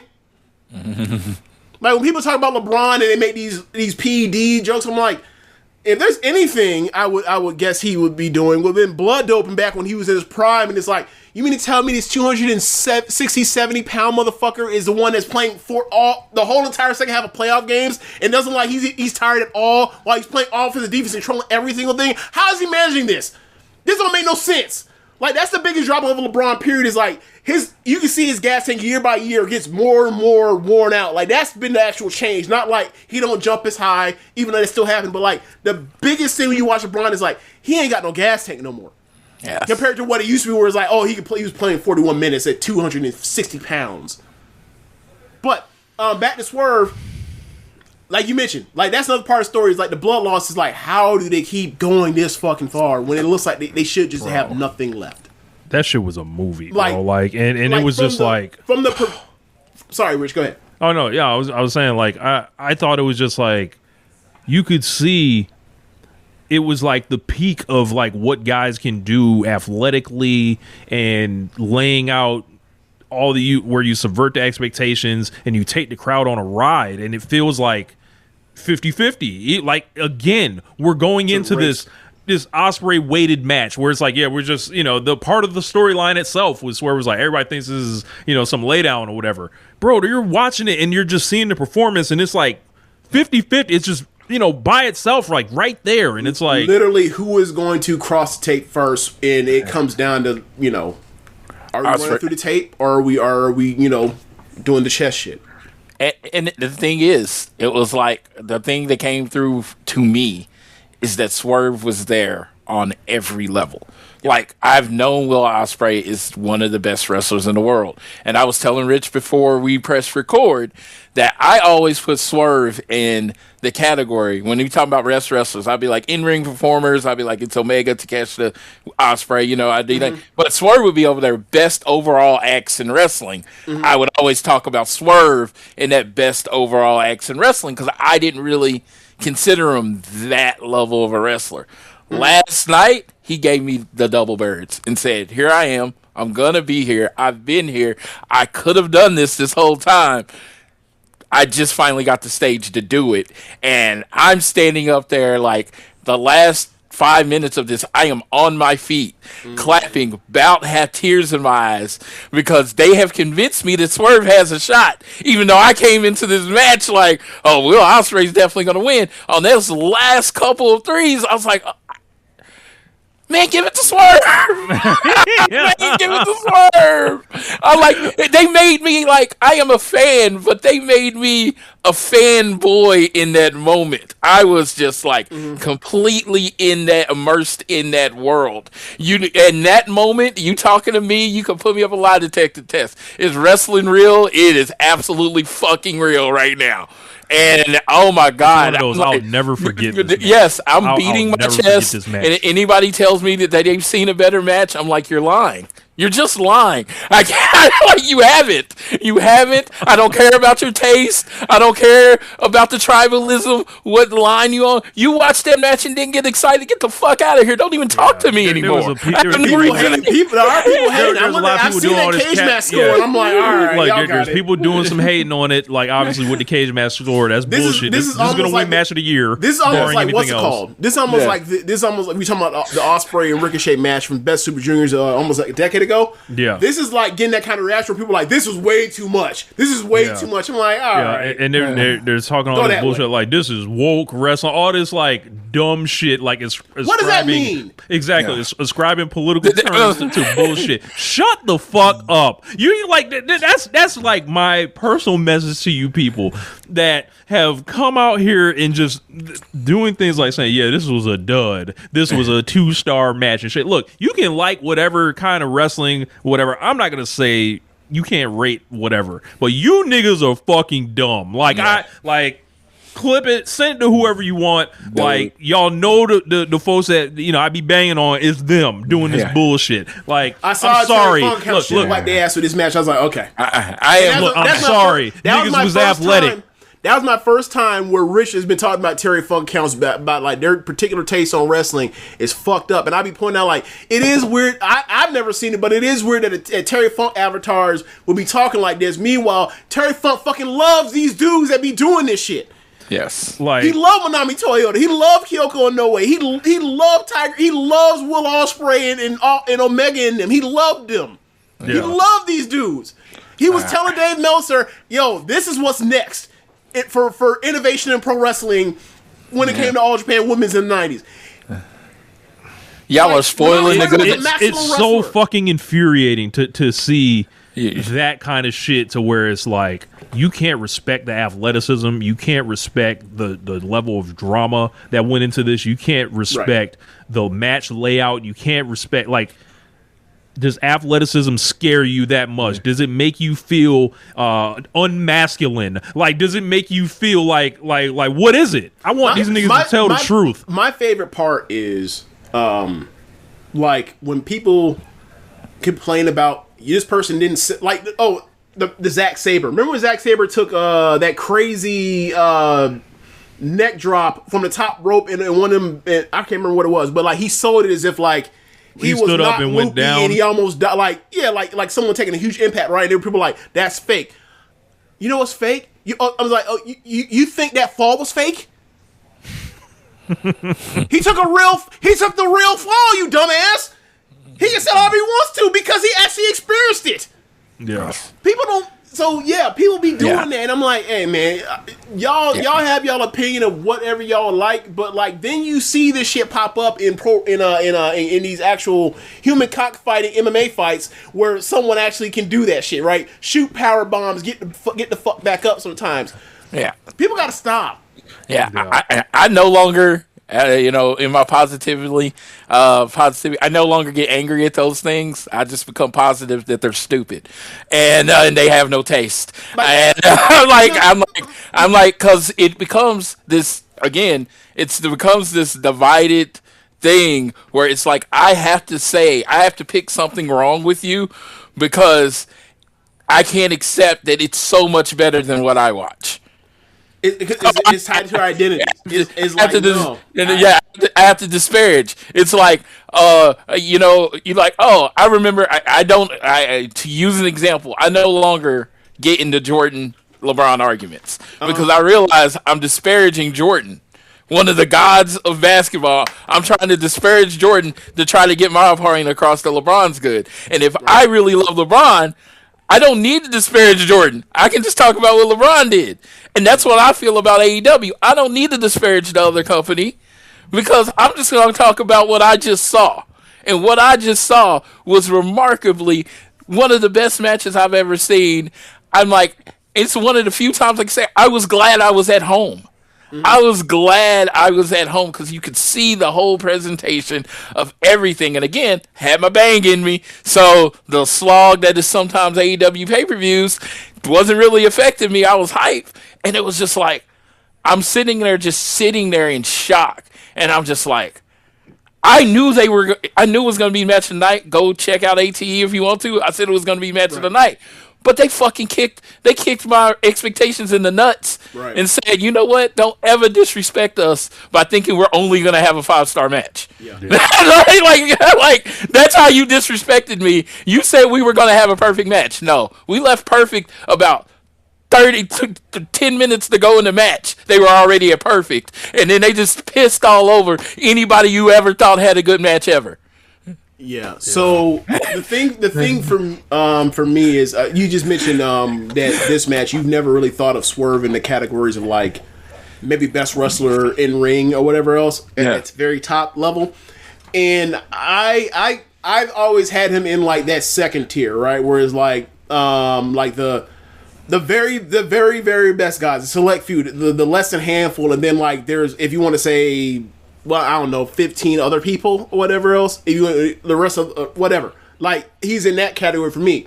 But for me, like what changed my mind on like, yo, this isn't just a great wrestler. This is one of the best wrestlers of the generation. Like it was the Hangman stuff, and then what sealed me was like the Wembley match with Danielson. I was like, I don't know if that's the best Danielson match, but it's my favorite. And think about what that means. For a person, it's literally like Danielson might be my favorite wrestler of all time at this point. Mm-hmm. For that to be my favorite Danielson match, like that's fucking nuts. And that wasn't nearly as crazy as this match because like it wasn't it's super blood fest or whatever else. This shit was like, this is the perfect match for these two people at this particular moment. And they got both sides. You knew what the result was as the bell rings to start the match. You knew that Ospreay was leaving this belt, and the twists and turns along the way convinced you at multiple points that shit wasn't happening. That was incredibly difficult for a jaded pro wrestling fan like me to actually be like, holy shit. Swerve kicked. That would have been a perfect finish. It went longer, and it went past.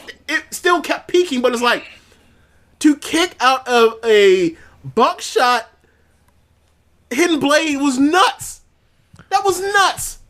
Yeah, dude. I mean, the Tanahashi Swerve bringing Hangman into it at first when he didn't hit the Deadeye on Ospreay. Oh, hell yeah! That up. Yes, yeah, well, Hangman's like the silent hand kind of in this match. Because if you think about, this whole like, shit, this promotion was supposed to be us three, and this guy can't be champion right now until he turns heel. Yeah, so it was just like that Tanahashi Okada level build in the match too. How it built from the beginning to the middle to the ultimate conclusion was just like, this should be in your wrestling schools. This should be. It will be. Like, It was like a window, like with the Hangman stuff included. It was like a window into an AEW that I wish was the AEW all the time. Yes, but it's not. Like it's like there's several other forces. Now that we seem to be past Kenny Omega as being and John Moxley as being the two guys, and Danielson as being like the three biggest guys. Throw Jericho in there too, right? Like the next, it should be those three plus MJF. Mm-hmm. It should be, and we kind of still are. But it's like, are we gonna get around all four of them? We'll see. Because I did not want to see Heyman Page like have that title run he have, and then all of a sudden like, oh, he can never be babyface champion again. Oh, okay. I mean, hey, he could be Continental Classic champion. Great, get him out of my world title picture.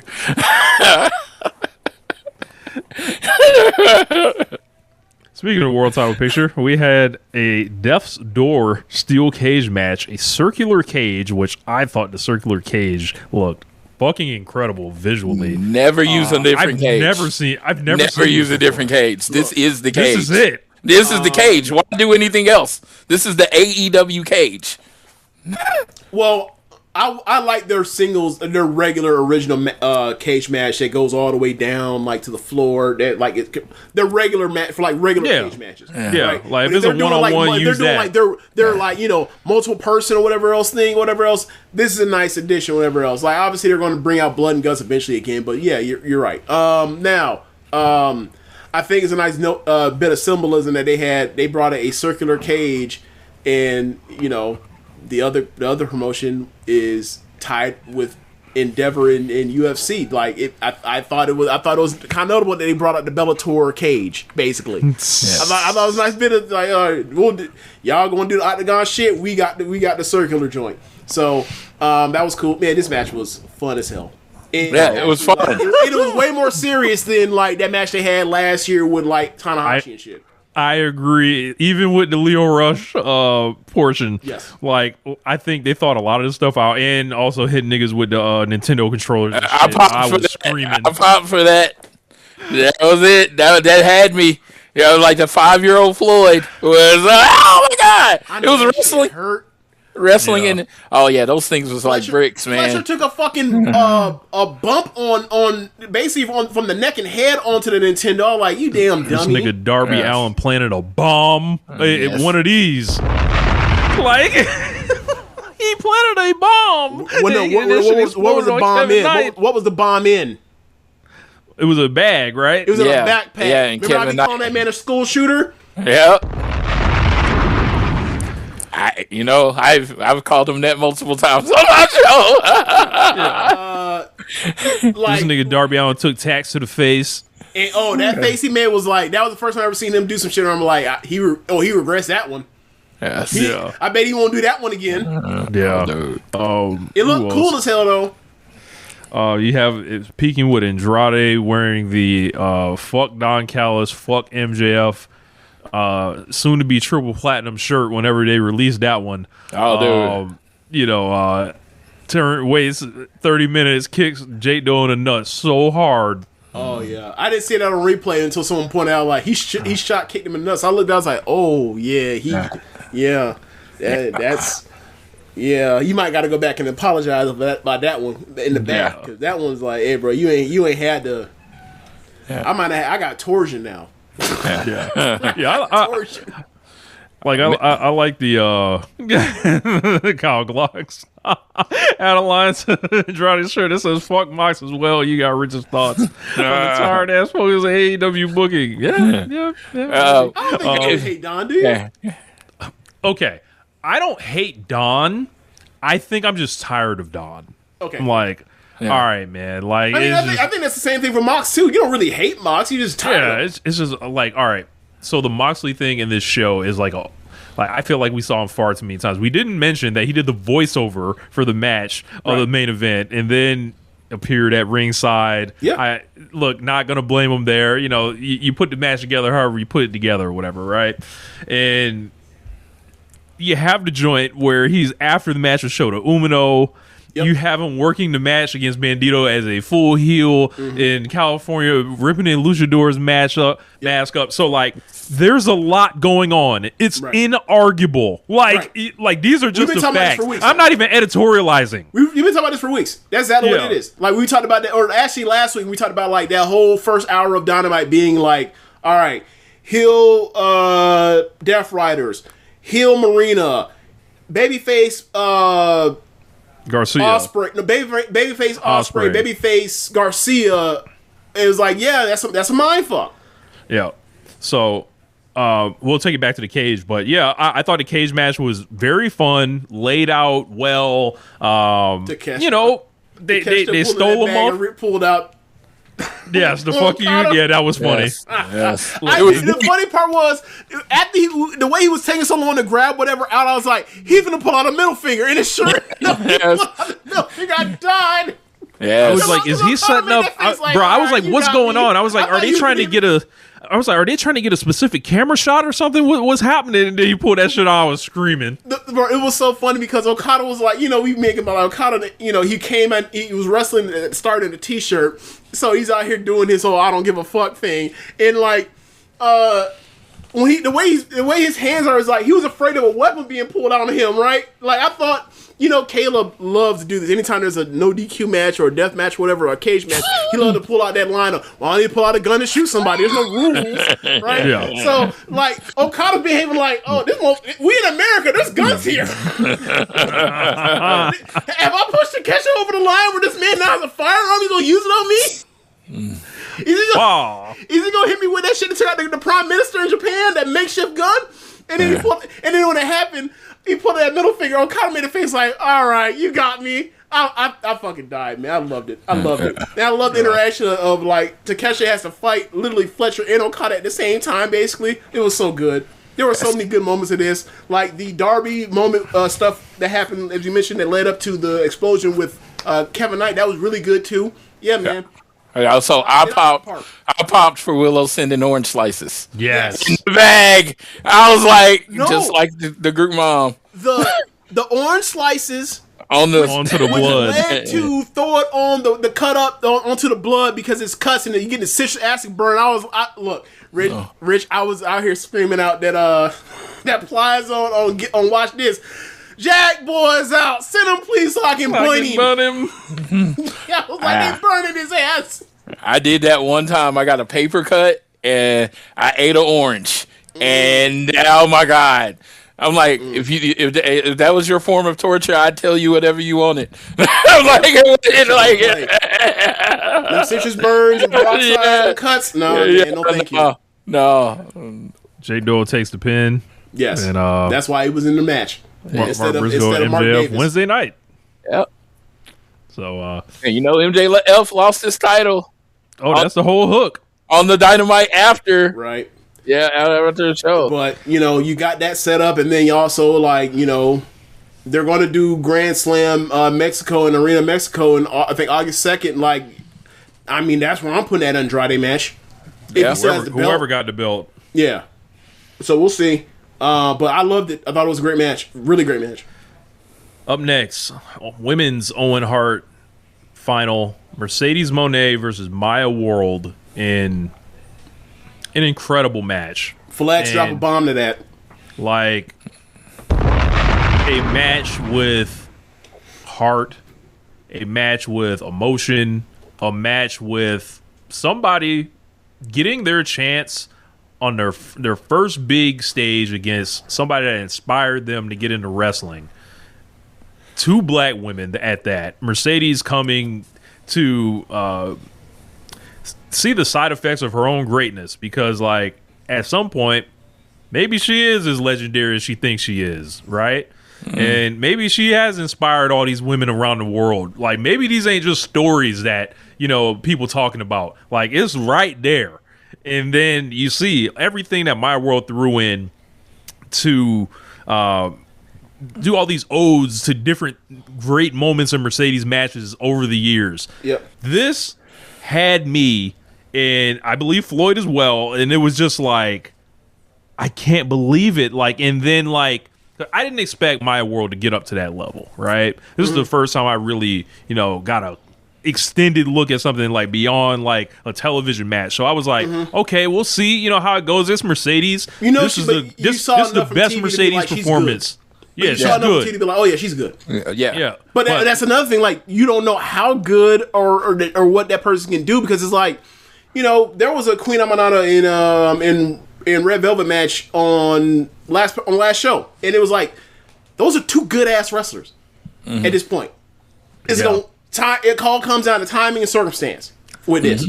And like, the crowd really is into this, in this perfect tournament wrestling, where like, I mean, we saw this happen with Shuri in 2020 Grand Prix, where it's like, her mom dies, she misses one match, she has to go back and wrestle the next day after she misses one day, and then like she's playing catch up, and then all of a sudden she doesn't win the tournament at the end.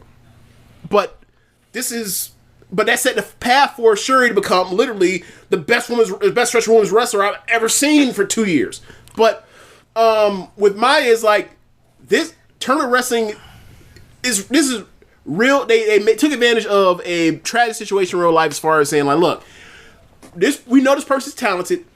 Y'all have a reason to care for her right now with this thing happening. We gonna put some more emotional weight on it, where you see like she actually can live up to the emotional weight of your sympathy.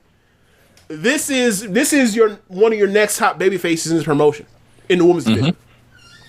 Yeah. In the next year, she needs to be TBS champion, all that stuff. If you follow through correctly with all this, I feel like Mercedes, just like whatever else, as an individual performer, I may have never seen Mercedes operate on a higher level than this. Like, holding it together through everything. Like, and I think she was just like tired of people talking about her, bro. Especially like, you look at this tournament, starts it against Alex Windsor, comes out there in the semifinal against Suzuki on TV, and then this one, and it's like, she didn't get like the greatest opponent. Like, they didn't send her out there with EO every round. They didn't send her out there, with whoever. It was just like, all right, these are circumstances. This tournament clearly had to be rebooked, and this wasn't the original plans.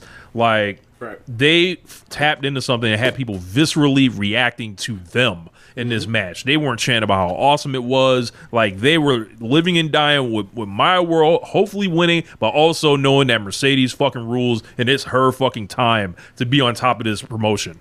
Like, there's no woman that has come from the US of A that is touching Mercedes Moné. Like, and she's one of the greatest of all time. Like, this. So this tournament still, if anybody was a doubter, go through this tournament. Yeah. And to go on this build sorry, Floyd. Yeah. If you are a doubter, given what this woman has already done, I can't help you. Yeah, nothing we can do for you. Seek help.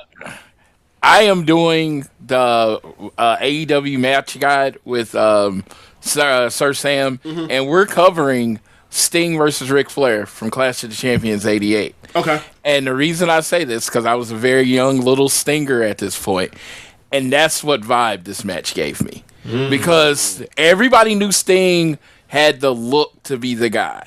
Everybody knew they had the charisma to be the guy. But when you got in the ring, what were you going to do? And this match ended up winning like match of the year or whatever, because Sting and Ric Flair, you just saw it. It was Sting's coming out party. Yeah. I felt like yesterday was Maya World's coming out party. It was like establishing herself.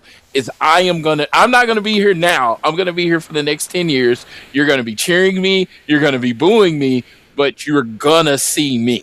And I thought she hung in everyone. It was like I had literally I didn't care who won this match. Like, I had really no rooting interest. Well, I mean, by the end, I was like, Maya, they gotta pull the trigger. They gotta go with Maya. They gotta go with Maya. Bro, I'm like, I am.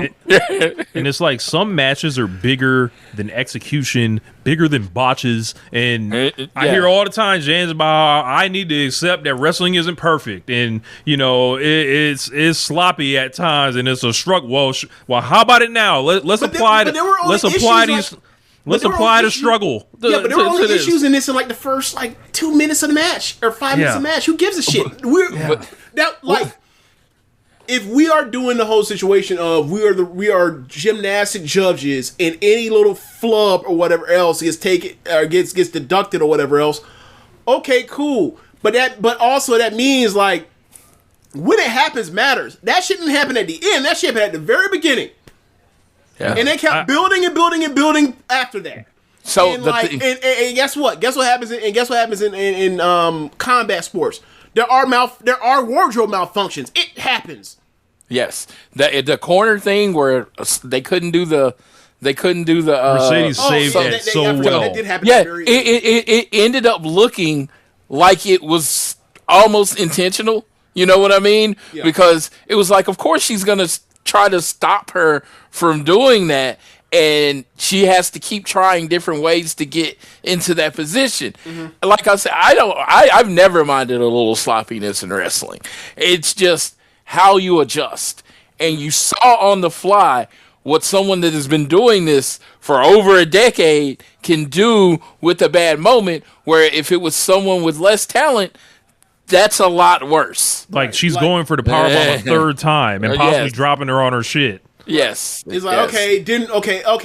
All right, we'll get it again. Okay, we missed time. Okay, Maya missed time to jump from what I wanted to jump, so I can't do it. All right, so now I'm going to strike her, go to the other corner, and then we'll do the wind up to like it was fine. You move on from there.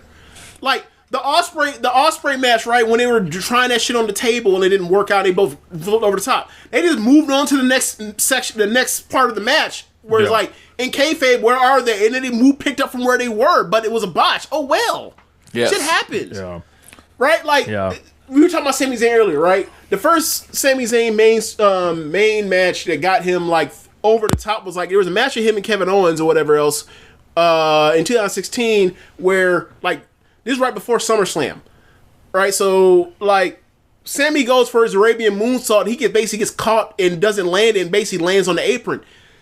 He starts selling his shoulder. Kevin Owens works on the shoulder and goes from there or whatever else, right? That happens.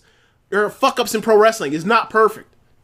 Yeah, I thought they covered up for what had happened, but it's like if people want to be this big as sticklers over it, it's like how do you rebound from this? Shit ain't gonna go perfect. Yeah, I think this match meant so much for like whatever Maya World's career is gonna be, and it's another chapter. On Mercedes Moné, and then selfishly, two black women in there. It always feels a certain special way whenever I see Mercedes and Athena go at it, Mercedes and Willow, Mercedes and Bianca, and just there's something that like is going to connect with us that I don't think it's not going to connect with everyone else, right? But when I think about what the obstacles are that these women have to fight through for their critical respect, when I think about how they have to move throughout the business and everything, to see these fleeting moments of like them getting to have a 25-minute pay-per-view match, this is to be celebrated and rejoiced, and this is to be uplifted, preserved, and properly put in its context that like, hey, maybe people can look in more places for pro wrestlers. Like this is like what turns like someone into the next Maya World. Maya World had to see something somewhere, and it came from the woman that she was wrestling. Right, bro. Like, yeah, incredible match. Yeah, this was my match of the night. My clear match of the night. If we sometimes I separate into men's match of the year and women's match of the year. This is my women's match of the year to be by far, and because this just like generally got me. And you know me, I vote with my emotion on the matches like this. Mm-hmm. It got me emotionally. No, in my mind, I'm thinking because like, I'm not watching Stardom or whatever, but like I think this would have to be the best women's match I've seen this year. Yeah, and it was just like they just went to another level, and it's just like, dude, and. How it was like everybody went in. Oh, Mercedes is gonna win. Mercedes is gonna win. They're gonna Mercedes, and it was just like by the end. But you see her in her own move or whatever else. People are like, Yeah, I think she's gonna lose. That's the magic that we be talking about. Yeah, and she's about to tap out. Maya's about to go on all in. I was like, I don't know how they're gonna sell this match, but that's what's about to happen. And then Mercedes wins, and I was like, like I said, I was a little heartbroken for Maya. Of course, in that moment I was heartbroken, but then I was like, God damn, if you want anything on your resume as a young wrestler, hey, look at this match. Oh, TK, guess what I can do? This. You know what I mean? This is why you should put me in big moments. Right on the other side. Immediately Cut after that promo the match. immediately after this match. Yeah. So that's a flashing light that hey man, we not worried about that Billy Stark stuff no more. Like that we off that. Like this is my world is we're done with charity. Billy's looking at someone's tailpipes now because she has been passed by. So she is the heartbreaking young person that doesn't make it through, and you see potential in, like, that is the draw of pro wrestling. Like, that's what that is literally what got me like hooked on Stardom. I was watching for a few weeks and I saw, hey, Tam Nakano gets her fucking dome kicked off by Momo Watanabe, and then she goes on this 2-year chase to win the white belt or whatever else. Along the line does other shit, but like that's the hook. Like, do you have somebody that you like and they're on the verge of breaking through, or they're set on a path to break through, and are you gonna be watching to see them do it? That's what this is. That was the biggest emotional thing for everybody with Hangman for all them years. It was like, we saw this guy start out at this particular level.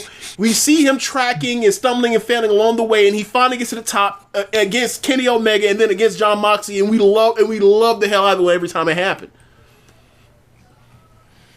Yeah, man. That's wrestling. I just came out impressed, and it's always perfect for wrestling when you came out with elevated feelings about both of them. Right. And like I came out. Mercedes is like, I had always heard she was the best American wrestler, and I was probably one of the last holdouts. And then last night happened, and I was just like, I just saw the adjustment she made, and how she sold for her, and she made that woman look like $1 million. And Maya held her own. That's not disparaging her at all. And I was just like, oh, so I am watching the best American wrestler. Best women's American wrestler ever. I like, and it was like last night kind of solidified me, because the reason Ric Flair was great was because you could put him in a match with a 1 year or 2 year in the ring Lex Luger, and by the end of the match you like, Lex Luger should have beat Ric Flair. Yeah. That's what happened last night. It's funny. Ric Flair has a 16-time world champion daughter, but actually, the next Ric Flair was her rival. That's nasty. Love to see it. All right, man. Let's blow through a couple of these other ones, man. We got these other great matches. Yes. Cope and Cage. Oh yes. This is a great match on the show for me. Every show, there's one match you wondered, why wasn't this on Dynamite? Why wasn't this on Collision? Always the dogs. This was the match. But it wasn't like it was a bad match. It was a good match, but it was like every other match was clearly better than this. Yeah. The spot of the match was probably Rich's saddest point, Jay White coming back. So he's been out a long time. Jay White is ultimately a force for good in this company. So I welcome Jay White. Yes. So he came back and hit Finley with the shillelagh. They turn the lights out. The whole Bang Bang gang is here until, one of them, spraying something in the next week. We can't get all 5 of them together at the same time. But they got Judgment Day level of bad luck. Yeah, when or the Vision. The Vision would probably be more accurate. Like somebody's always hurt. Hopefully he can find some, because Jay White and AEW has been a mixed experience thus far. I'll just say that. But it's crazy thing. I do like. I have always liked Jay White, and I was glad he's back because they weren't booking the Bang Bang Gang good until Jay White came back. That was the thing. They just y'all get to lose until Jay White gets back, and now he's back. So hopefully they can not just be, people that lose all the time. Yeah, I mean, this is a perfect place to get Jay White back and Bang Bang Gang back, like as baby faces, to have them immediately go against, the dogs. Bullet Club Civil War, yeah. Here it comes. It's a crazy Civil War. It's a Civil War. This is an off-brand. It's a Civil War that we were not expecting to see played out in AEW. Yeah, this is off-brand Bullet Club Civil War. We don't.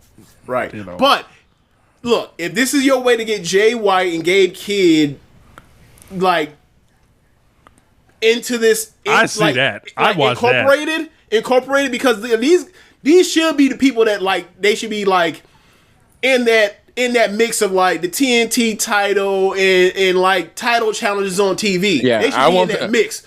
And I want both of them. So if they can make this work, it's great. And also, look, it's on Saturdays. So let it off. Let it go. Let it run. Let it run. I want Jay White and him both in the Continental Classic. Let's go. Gabe Kidd, Jay White and Jay Kidd. Let's get them both in the Continental Classic. When we gonna get MJF in the Continental Classic? Never. Ever. I mean, World Championship or bust for old MJF. Yeah. AEW Women's World Title. Tekla versus Starlight Kid. Awesome match, man. Teru Okada came out there, got himself embarrassed because what else would he do? That geek. Yeah. But yeah, Tekla and Starlight Kid, like they've done, a few times before in Stardom. Look, Starlight Kid on a big show, I have no concerns about her getting over. Right. Even though it was a tough situation for her. Like, when you think about how they did this, like, she is a foreigner working as a babyface, but she's against a very popular heel who it seems like they got to kind of flip the match a little bit during it to where Starlight Kid's kind of seems like she's in the hero role a little bit. But you got to get Teru Okada involved, and they had a lot to do, and I think they cruised to a smooth 25. I say, or 22 points. Yeah, I mean, like the whole plan, I think, was like ultimately getting to, all right, if anybody, due to familiarity, are going to do the whole, I care more about Tekla and I don't know this person from a can of paint, so I'm gonna cheer for Tekla. Once they start fucking with the mask at post match, you're like, all right, Tekla at every point makes you know what to feel about her. Yeah. Because I think she's smart enough to know that, like, intentional wrestler. Because I think she's smart enough she's very intentional. I think she's smart enough to know that, like, if I carry this not this exact way, they're gonna start cheering me and booing my opponents, and that ultimately makes for a less productive match that I'm in. Yeah. And Tekla, the word aura is thrown around, and it's usually referred to 6'5", 6'5". She had him spinning that bread. Dude, she is a 5'1" woman that has Obafemi aura energy. Yep. As in, you do not want to look away when she's on the screen. You do not want to miss what she's about to say. Do you know the outfit that she... Sorry, go ahead. Yeah, no, go ahead. Do you know the outfit that she wore when the first... All right, so Stardom's had basically like two big, like, this is the biggest show ever, like, of recent memory, right? So they do Yokohama Budokan, right? Their first one. When Tekla showed up, came to the Yokohama Budokan, Yokohama Arena, not Budokan, Yokohama Arena. And she was wearing like this black leather joint that looked like Minister of Darkness Undertaker wow walk down shit. Like, it's leather, it has like spikes, and like it sticks out for shoulder. I remember being like, who the fuck she thinks she feeling like Dude. She's always had this thing of like, she has a sense of like, hey man, like me and Rich always thought that, like, if she's going to be on TV, American TV, she's going to do better than she did in Japan, and she did well for guys in Japan. And some people can't really live with it. Like, technically, she's proved a lot of people wrong. Also, we don't know what the future of Forbidden Door is when it comes to New Japan's participation, given that they're in flux with the change from being Bushiroad to somewhere else now. Hey, Stardom sent people over here to be in Owen. Dude. They brought Sari over through the whole Stardom connection. They sent Hazuki over, whatever else. They did it well. They had the great match. Had them involved leading up to this. Brought over Starlight Kid to lose. Brought Micah over here for the pre-show. Won a match. Now she's going to be on Dynamite or whatever else in this whatever the hell that's called 6-way, whatever else. Like you really can't be upset at this. Teflon and Stardom have done it this year because they haven't done it great in other years, to be fair. But this year they did it right. And they did it better than New Japan. They did it better than CMLL too. So yeah. I flat out said after yesterday, I was like, "Fuck, put the TBS title on Micah." That's how. I mean, why not? Like, I mean, Stardom Micah, Stardom just gave you so much. Yeah, they just gave you a shit ton. Like, bro, hey, Micah, you gonna wrestle over here for 3 weeks. You're gonna work 2 Dynamites and 2 Collisions. You will have 4 title matches, and then we will beat you after that, and then send you back, next month. And it's not like with Micah. She's unfamiliar. Like she was in that crew of people that did the ROH stuff last year. Yeah. So it's not like they just pull out. Would be a nice little thank you. Yeah. Like I said, if you think about it, AEW, Stardom gave AEW a shit ton right now, and I'm like, hey. You want to give a little something back? I mean, I know at some point Tekla's going to lose a big match to someone in Stardom, but I'm just saying if you want to give them something now, because I can't see that you had plans for the TBS title. Why not just have somebody that's an excellent wrestler, let her put on excellent matches for this pay-per-view cycle, and then put someone over maybe in a triple threat 4-way match at Redemption or whatever. I don't see it as a bad thing, her winning if she does. Probably not in the cards, but maybe I can make the sale. Maybe somebody from AEW can listen and be like, hey. Look, maybe she can drop that shit to Megan Bain or something. Megan Bain. It's just something I never considered, but I mean, I wouldn't be mad at it. I also find it kind of weird because not weird, but kind of interesting because Micah, she's been the red belt champion numbers, but she was clearly she was a Goto. She even when they did historic crossover over the first one, she literally tag teamed with Goto. Rich was making that joke over and over and over. It was she's never you can put her in the main event in the title match or whatever else in the main event, but she's never going to win it, and she did. Ultimately, it happened to a lot of injuries for it to occur, but it happened. Black Saber Jr. said it's funny. Remember when people would rather die than have a Stardom AEW collab in 2021-22? I mean, they still on. I know a few people who are still on that. That is true. That was happening. But the funny part is AEW's women division belt is so much better than it was in 2021 and 22. Yeah, so much better. I wouldn't. There were no Mile Worlds walking around here. Yeah, I was on the AEW side, and I was like. What does Stardom have to gain from this? I was on the AEW Dennis. side. Britt, go back to the return. Britt Baker returned to Stardom. Yes, yeah. I remember Richard trolling with that shit. Every man, don't bring that bullshit over here. That shit over the seas. Again, I'm a Britt fan, but I'm saying for Stardom's business, would they have done anything at the time? No. The funny part, the reason why it's funny for me is because Britt actually, she's done Stardom before. She's done a tour in Stardom, but it's welcome home. I was gonna say, what I say. I can't take no Britt Baker disparaging. I got to see my boy Chris, and he'll fight me if I let her get disparaged. But I still can say at that time the division wasn't on Stardom's level at that time. Yeah. I'm just saying. I get you. It's more competitive. It's a lot more competitive now. Yes. So, speaking of competition, we had the IWGP Global Heavyweight Title match. Shota Umino against Pac, just over 18 minutes. Umino wins. Pretty good match here. I would say pretty impressive, and I thought Shota Umino looked really good out here and real natural. And look, I had the question. I was like, man, if he keeps coming over, because they always take care of Shota Umino when he comes over at Forbidden Door or whatever, right? And people know him. They're familiar with his connections in the promotion. I'm like, if he keeps coming over and Inspector Gadget keeps staying behind, you project this out 5 years down the line, right? Who is going to be the bigger global star between them? Yeah. I got a better one for you, right? We are in an era where Kazuchika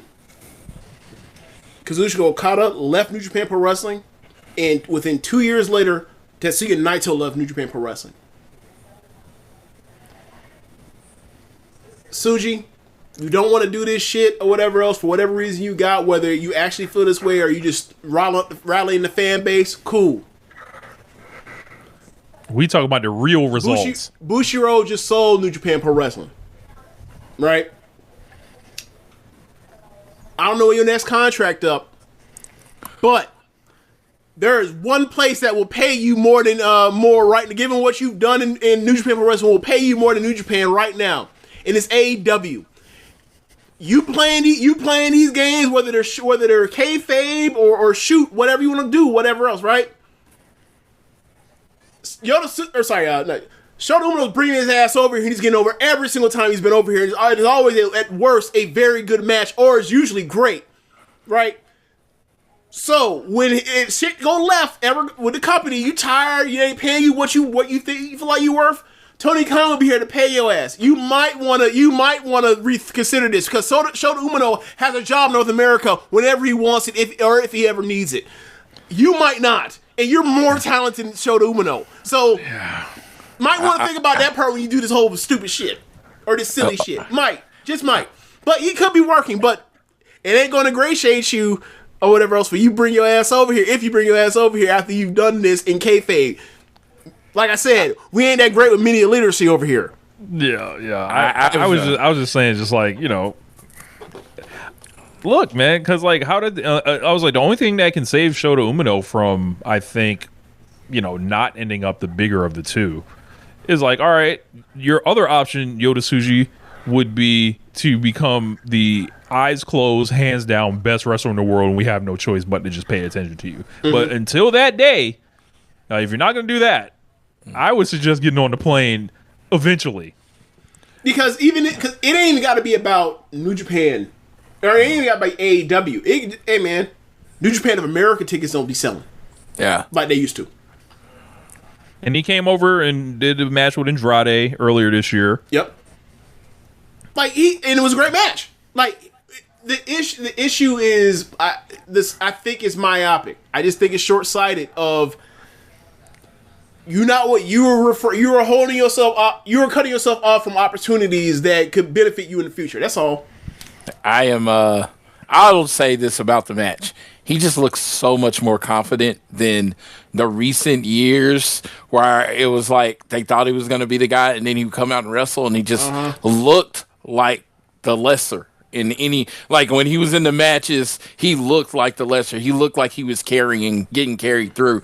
And last night, he felt like he was right there with one of the best AEW has to offer in ring, Pac. And it was just like he felt like he belonged in there with Pac. And I came out with that with a lot more warmer feeling towards Shota than I've ever had. He also took a crazy fucking bump in his match for no reason. No, the awesome bomb. Awesome bomb. He took a power bomb over the top rope to a table on the floor. Why are you doing that? Did he really want to wrestle Darby Allin? Is that what happened? He's like, I'm gonna get some crazy shit off. So my wife was sitting next to me, and she looked away because I yelled, "What the fuck?" She's like, "What I miss?" And I went back 10 seconds for her so she could see it, and she was like, "Holy fuck, what?" She was like, "Why?" Yeah, that was tough, dog. Like, I was like, "Hey, brother, did he want a boner tonight or something?" Look, look. He might have already been in the Tokyo Dome this year, or whatever it was, but he treated this like this was his big match of the year. No. You gonna remember me. That's what he said. You're gonna remember me. That was an irresponsible spot. That's some shit that we be talking. That shit we be tisking Darby Allin about. But like, hey, bro, you going up in a wheelchair? You might not want to do that. Yes. But Umino gets a win. And then Moxley gets in the ring. They face off, and it's like, oh, remember John Moxley and Shota Umino, and who knows what John Moxley's got planned for this man? But Tanahashi wasn't risking none of that. Yep. Tanahashi usually hits. Yeah. So like, stay away from my boy. Like everybody's like Tanahashi looks like this, Tanahashi look like that. I was like, that man looks however he wants, brother. I said that man looks retired. That's what he looks. He looks retired. He looks like I don't have to do all this shit anymore. I am retired. I got a good gut. Sure, I'm eating good. I loved it, brother. Like, I was like, I'm happy for you. After what Tanahashi gave us, like, know what kind of shape he probably just to get to the point he was, you know, at the end. Like, hell no, cut the hair, you know, stop going to the gym every day and chow down, brother. Hibachi. Hey, he didn't do Favre on the Jets. He left us with a masterpiece and it's like, okay, I'm out. Don't like that's how you're gonna remember me. He didn't go out there getting carried, you know, like getting carried. He went out there and he said, didn't take a heart attack. He didn't do none of that. No, he's like he realized when he was done and he stopped. He's like, I'm done. TK gave him a really nice guitar, like so he doesn't have to play that air guitar no more. He has really no idea how to play it. Like, I have no idea how to play it. That would be hilarious. I mean, maybe he doesn't. Yo. What do we have after that? John Moxley versus Bandito. Continental title match. Banger. Fucking great. Beat the shit out of Bandito. Bro. Bandito. He wore all white, and I never even thought about the second I saw him in all white, I was like, uh-oh. I didn't consider it because we've seen him wear all white before, and he didn't bleed in, and then this happened. And bro, when he like the way he he ripped this mask, it was like you saw his face, and then it was like in the whole rest of the match, like it was great. It was great, man. Like the crazy thing is, if you watch the storytelling halfway through this match, him being bloodied early and airing all right, every other person except if Mox is that guy wins. The guy that was in white and that's bloody ends up winning the match. That's the story that professional wrestling has been telling for as long as I've been alive. And nope, it does not apply to Mox. Mox plays by Mox's rules. I just say, because then he choked him out. I was like, because I looked at my wife, I was like, man, the psychology of this match is Bandito's gonna win, and I'm like, that seems weird because this match really wasn't supposed to happen. Would have went nuts. Yes, bro. Yes, Bandito had these this keeps happening month after month with Bandito too. Like the crowd keeps telling the crowd keeps telling Tony Khan, we would like to see you push Bandito, and I feel like they never will. It's him and Takeshita. It's him and Takeshi were like, yo, look, there was a point in time where we were doing this pillar shit or whatever else, and we had like the secondary pillar guys or whatever else, and we passed that. Like all the shit that we doing with people, talented people, ultimately like that we've invested in people like Garcia, people like Jungle Boy, people like Sammy Guevara at the beginning, whatever else. We have other people now that was like, we want to see this for these people. Like, we want to see Takeshita in main event title situation or whatever else. Like, we want to see Bandito because they're the best. They're two of the very best wrestlers in the world, including this promotion. We know this. They're generational. They're best wrestling generation, along with the Hangmans and all the people we mentioned earlier in the show. They absolutely belong. They're actually in that tier. We've seen them do it with these guys at the same level, right? It's just. Yeah. Are you going to wait too long? And all we're going to have is just the great moments and great matches? Are you going to get these people where it's like, hey, man, tap into something? At least, they at least got it. I mean, it took a long time with the Okada thing with Takeshi, but like, at least he finally got to gold. And it's like, ROH World Title, cool. Bandito needs to be a Continental champion or a TNT champion or even higher, because those are the kind of matches he can bring out of people. Bandito Takeshita Continental Classic Final. Sign me up right now. God, I would love that. I mean, you saw the match they had last year. Jesus Christ. Dude, it was my match of the year. I was one of the people that voted. And I remember at some point just looking over at Jamie while we were watching. I was like, that shit 5. And he was like, man, this shit better than 5. What up, you know what? Jamie? You're right. You're right. I just don't go about 5. You're right. I'm sitting in the first row over there, just like watching this, and I'm like, the jaws open. I was like, no match is gonna beat this tomorrow. And All In, no match is gonna beat this. This is this is the match of the weekend. And boy, the whole AEW roster at the end of All In Dallas was trying to get it over the top with all them run-ins and shit. Still didn't outdo what's it called? Bigger moment, right? Because that's their WrestleMania or whatever else. Yeah. And you know that blood shit that was happening with that fucking the way that Moxie bled at the beginning, the way that he was getting stabbed by Hangman. Oh, we was out there early, but still, they won bell to bell. They wasn't doing what Bandito and Takeshita were doing. Dude, man. Jules Mack says, FYI, it's tradition in Mexico to wear white for title matches. That's the real reason he wore white. Thank you. Yeah, I didn't know that. Thank you. I did not know that. I didn't know that. Thank you.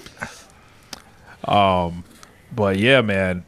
Yeah, I thought the crowd would have went fucking nuts. I thought it was a good brawl, and we saw Lucha Mox in the very beginning. Yes, we did. Whatever, man. Like, look. Find who you lose to this belt to, nigga. Get out my face. Look, that Dictator John shit was a shoot, nigga. Like, I gotta tell you. Mox is my wrestler of the year right now. Bro, he's been big matches great. Like, but the problem is, right? Like, consistently all year, just great matches. They've been great all year long. The only issue is like, I mean, that's high. I mean, that means he has to go against Bandito. That means he has to go against Takeshita. That means he has to go. There's 6 months left. Like, the G1's still about to happen. we don't gotta worry about it. But we got redemption, and I heard there's gonna be pretty good. You said you gotta worry about the G1. That's nasty. Look, man, Takesha's in there. You gotta. Takesha's in it. Him and Suji at that first. He wasn't great. He wasn't like, he didn't go off like we expect him to, like compared to other people who have done in the G1 last year. But it's not like he don't have the potential. Yeah, because he's in a block where he can get off some a bunch of 4-star matches. Yeah, starting off with Suji, right. I can get my win back because I had to watch that bum beat Takeshita at Wrestle Kingdom. So up next, we had a singles match. Kenny Omega defeats Zack Sabre Jr. and repossesses the Tokyo Sports Award that Zack Sabre Jr. stole. And meanwhile, Kenny Omega never won one, so that was the only thing on the line really for me. I think Kenny Omega kicked the shit out of this guy, and quite frankly, I was glad to see it. Yeah. This was personal. I can't think of another time I saw a match between where it wasn't like a monster involved or a Goliath involved, where they're having a match of that level. Where one guy's clearly showing like, I'm better than this guy. The way he was chopping Sabre, and we've seen Sabre versus people like Walter and seen him get destroyed, but like it seemed like Omega was trying to go through the bird cage and get to his heart every time he chopped him. Like when he did the double foot, when he pulled off that announce table thing, and he did the double stomp on his chest, it was like, T.I. like, I'm gonna rip your heart out your chest with my bare hands, ho nigga. Like he was trying to get to that man's chest through the bird cage. It was crazy, bro.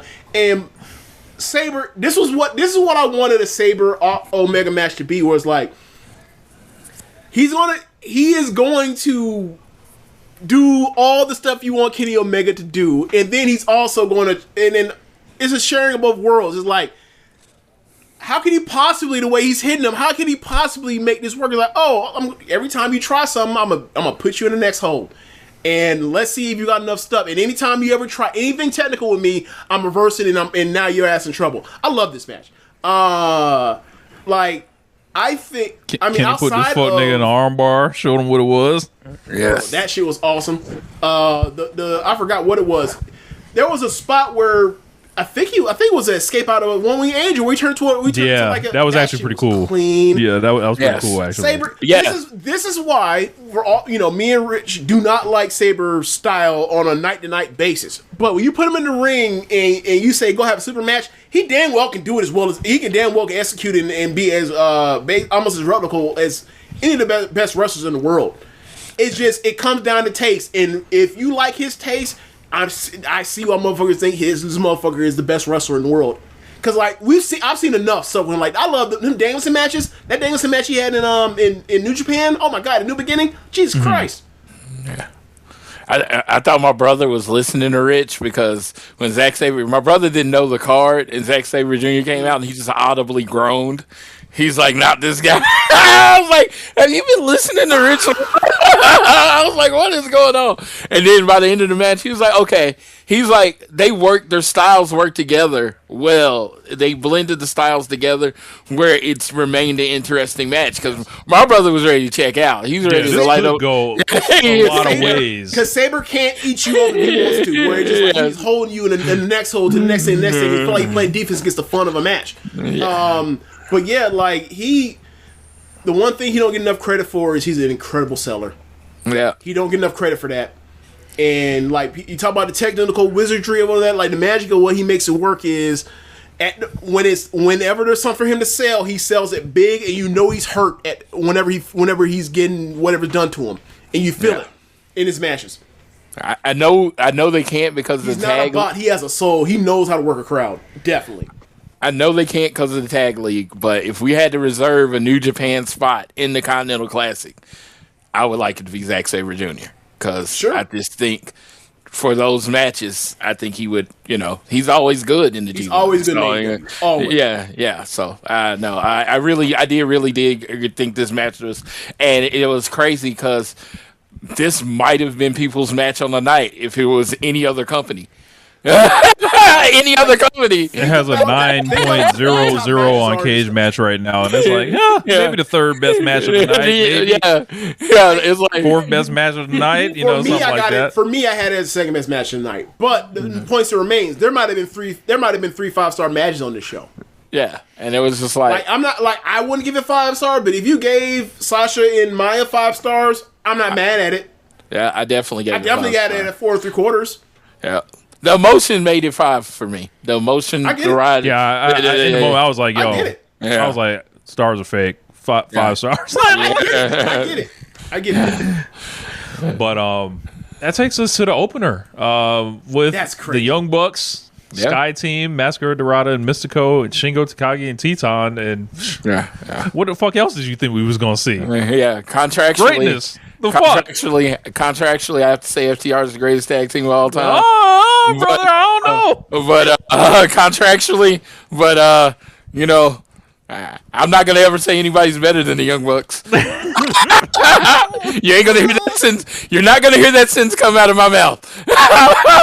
FTR is the best tag team. Are they better than Young Bucks? I decline to comment on that. They are, to me, a lot of ways, the Ric Flair of the tag division because so many teams have had their best match with the Young Bucks. It's like they have this match and you think, oh man, they might be good. Then they go have other matches not with the Young Bucks and you realize they were good because the Young Bucks were there. And it's like heel, face, tweener, whatever role you want to do, they're going to do it. It's like, okay, Swerving Will Ospreay put on one of the best matches I've ever seen. They also put on one of the best matches I've ever seen with the Young Bucks at All In last year. I'm just like, this is what they do. And it's like if you wanna sit there with your arms crossed at home, pouting, pretending like you don't like it, because that's what you're doing. You're pretending like you don't like it. You're pretending like you don't like it. Ooh, let me look at Jim Cornette's at home, like, man, they're good. Oh my God, they're good. But guess what? I can't run off my audience, so I gotta say they suck. I'm like, I don't like. You say the Young Bucks aren't good. What are you watching? What? Show me. Tell me what's not good. Tell me what in the professional wrestling realm, selling, strikes, holds, energy. What don't they do? What aren't they in the top 5 ever at? Just you tell me. I will sit and shut up, which I'm not good at, and listen to you try to sell me on the fact that this ain't the best damn tag team you've ever seen in your fucking life. Had a full screen Floyd for that, or a big screen Floyd for that. Put him on the screen. Yeah, I'm like, the man, they are just, God, they're exceptional. And it's like, put them with anybody. You put them with the Dogs tonight, everybody's cheering. Yep. You put them with the Guns. You put them with anybody you want. Like shit, you want to make the Rascals the top team in AEW? Put them with the Young Bucks. That's all you got to fucking do. It's that simple. It's like I don't know what else to tell you.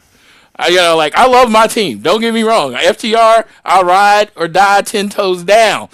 But you can't. I'm not gonna let you disparage the Young Bucks. I'm not gonna let you disparage the best you ever seen, because the whole tag team thing that we love is probably dead without them.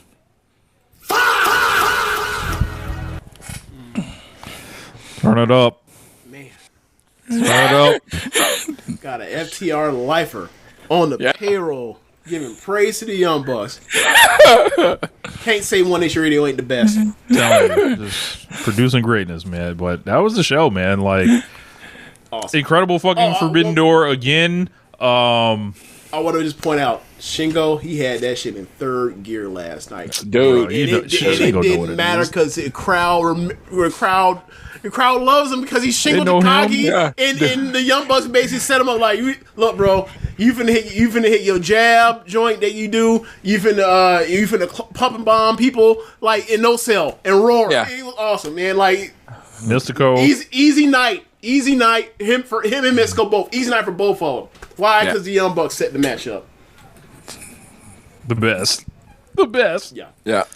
Dream team, or the Young Bucks and Rick Knox, the dream team. Bro, I actually noticed that. I was like, Rick Knox was reffing the women's match. I was like going to text you. I was like, did you ever think Rick Knox would be reffing a Starlight Kid match? Like, oh me, no. That's just funny because the whole gimmick with Rick Knox is he's old and bald. He's Mr. Magoo, and because he's always out of touch and behind on everything, they let the refs, or sorry, they let the whole like the world and the way this works for a tag team match with Rick Knox is that he is incompetent.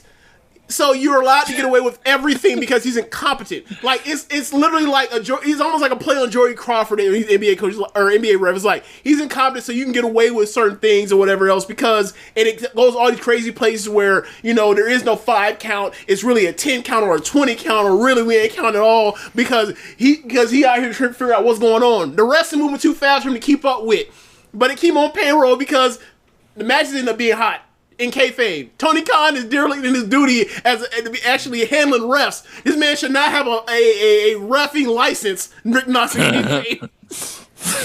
And at this point, given that Rinsberg be doing all these MJF matches, all the damn cheating in them, neither should Rinsberg. Rinsberg should be barred from reffing in AEW all them damn times. He'd let this. He really be carrying that ring, right? Oh yeah. When you watch him, he be carrying the ring for MJF, and then he slips at MJF in the middle of the match. I peeped that. He's on the payroll. Yeah. On the payroll. No. I just mean in kayfabe, or not in kayfabe, but like out of kayfabe, like he's that involved with whatever MJF got going on. Then anyway, great show, man. All time show. Dude. Yeah. Yeah. Who knows if everyone talks every year about if this ain't the best show of the year, it's the second best show of the year so far. Yeah. And if you're not in the Social Suplex Discord, you missing out. So, yes, needs to be in there talking about this because that's where the hot takes come from. That's where the good takes come from. So, be there. It's rough in the Social Suplex Discord. Oh, I think it's shit sweet. I heard something happen, but I'll be in there. I'm just saying, don't go in there thinking everybody's gonna just chime in and say the exact same thing, because that's not happening in there. There are a multitude of opinions in our Discord. You hop in there in that Discord and you see people that love one wrestler, and also in there with people talking to people that hate that wrestler. Correct. All the time. Yeah, dude, and it's like, and you be again, like, why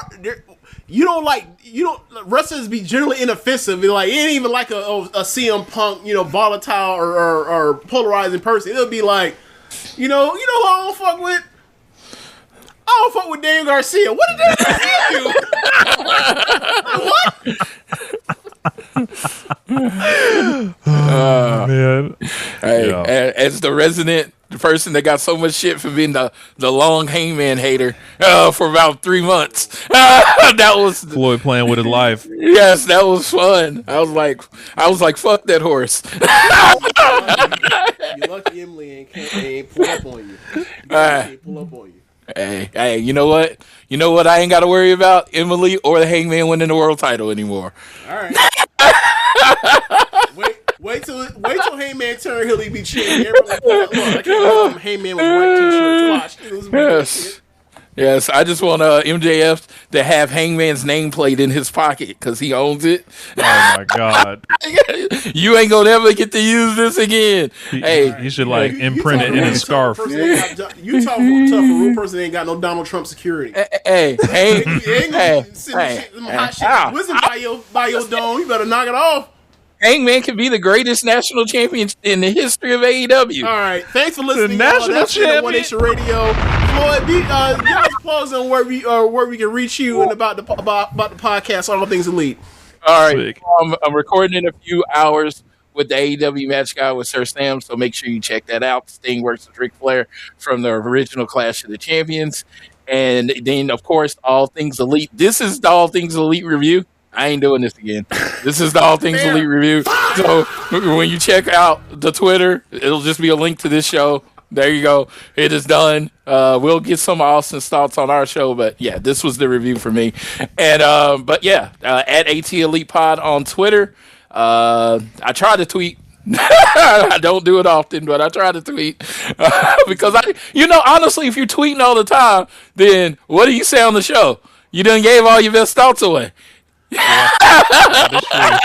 So I tried to save some of this, for this. That's why, I was about to go back and watch Swerve, and I was like, well, I want my motion right now. I don't want to go back and see something and be like, oh, the nitpick. I want my motion right now. So that's what y'all got, the raw, the motion. All right, y'all. Thanks for listening. If you are watching from the stream, wait till the show is up and posted and go to show notes so you can go to the wrestling link, donate there, and be sure to listen to other shows on the network. Besides the One Nation Radio, you have Keepin It Strong Style, All Things Elite, Imp's Adventures, Wrestling Out with Chris Things, Common Talk, the Trish and Wrestling Podcast, AEW Match Guide, and Joshi'ing. Thanks for listening, y'all. Later. Peace.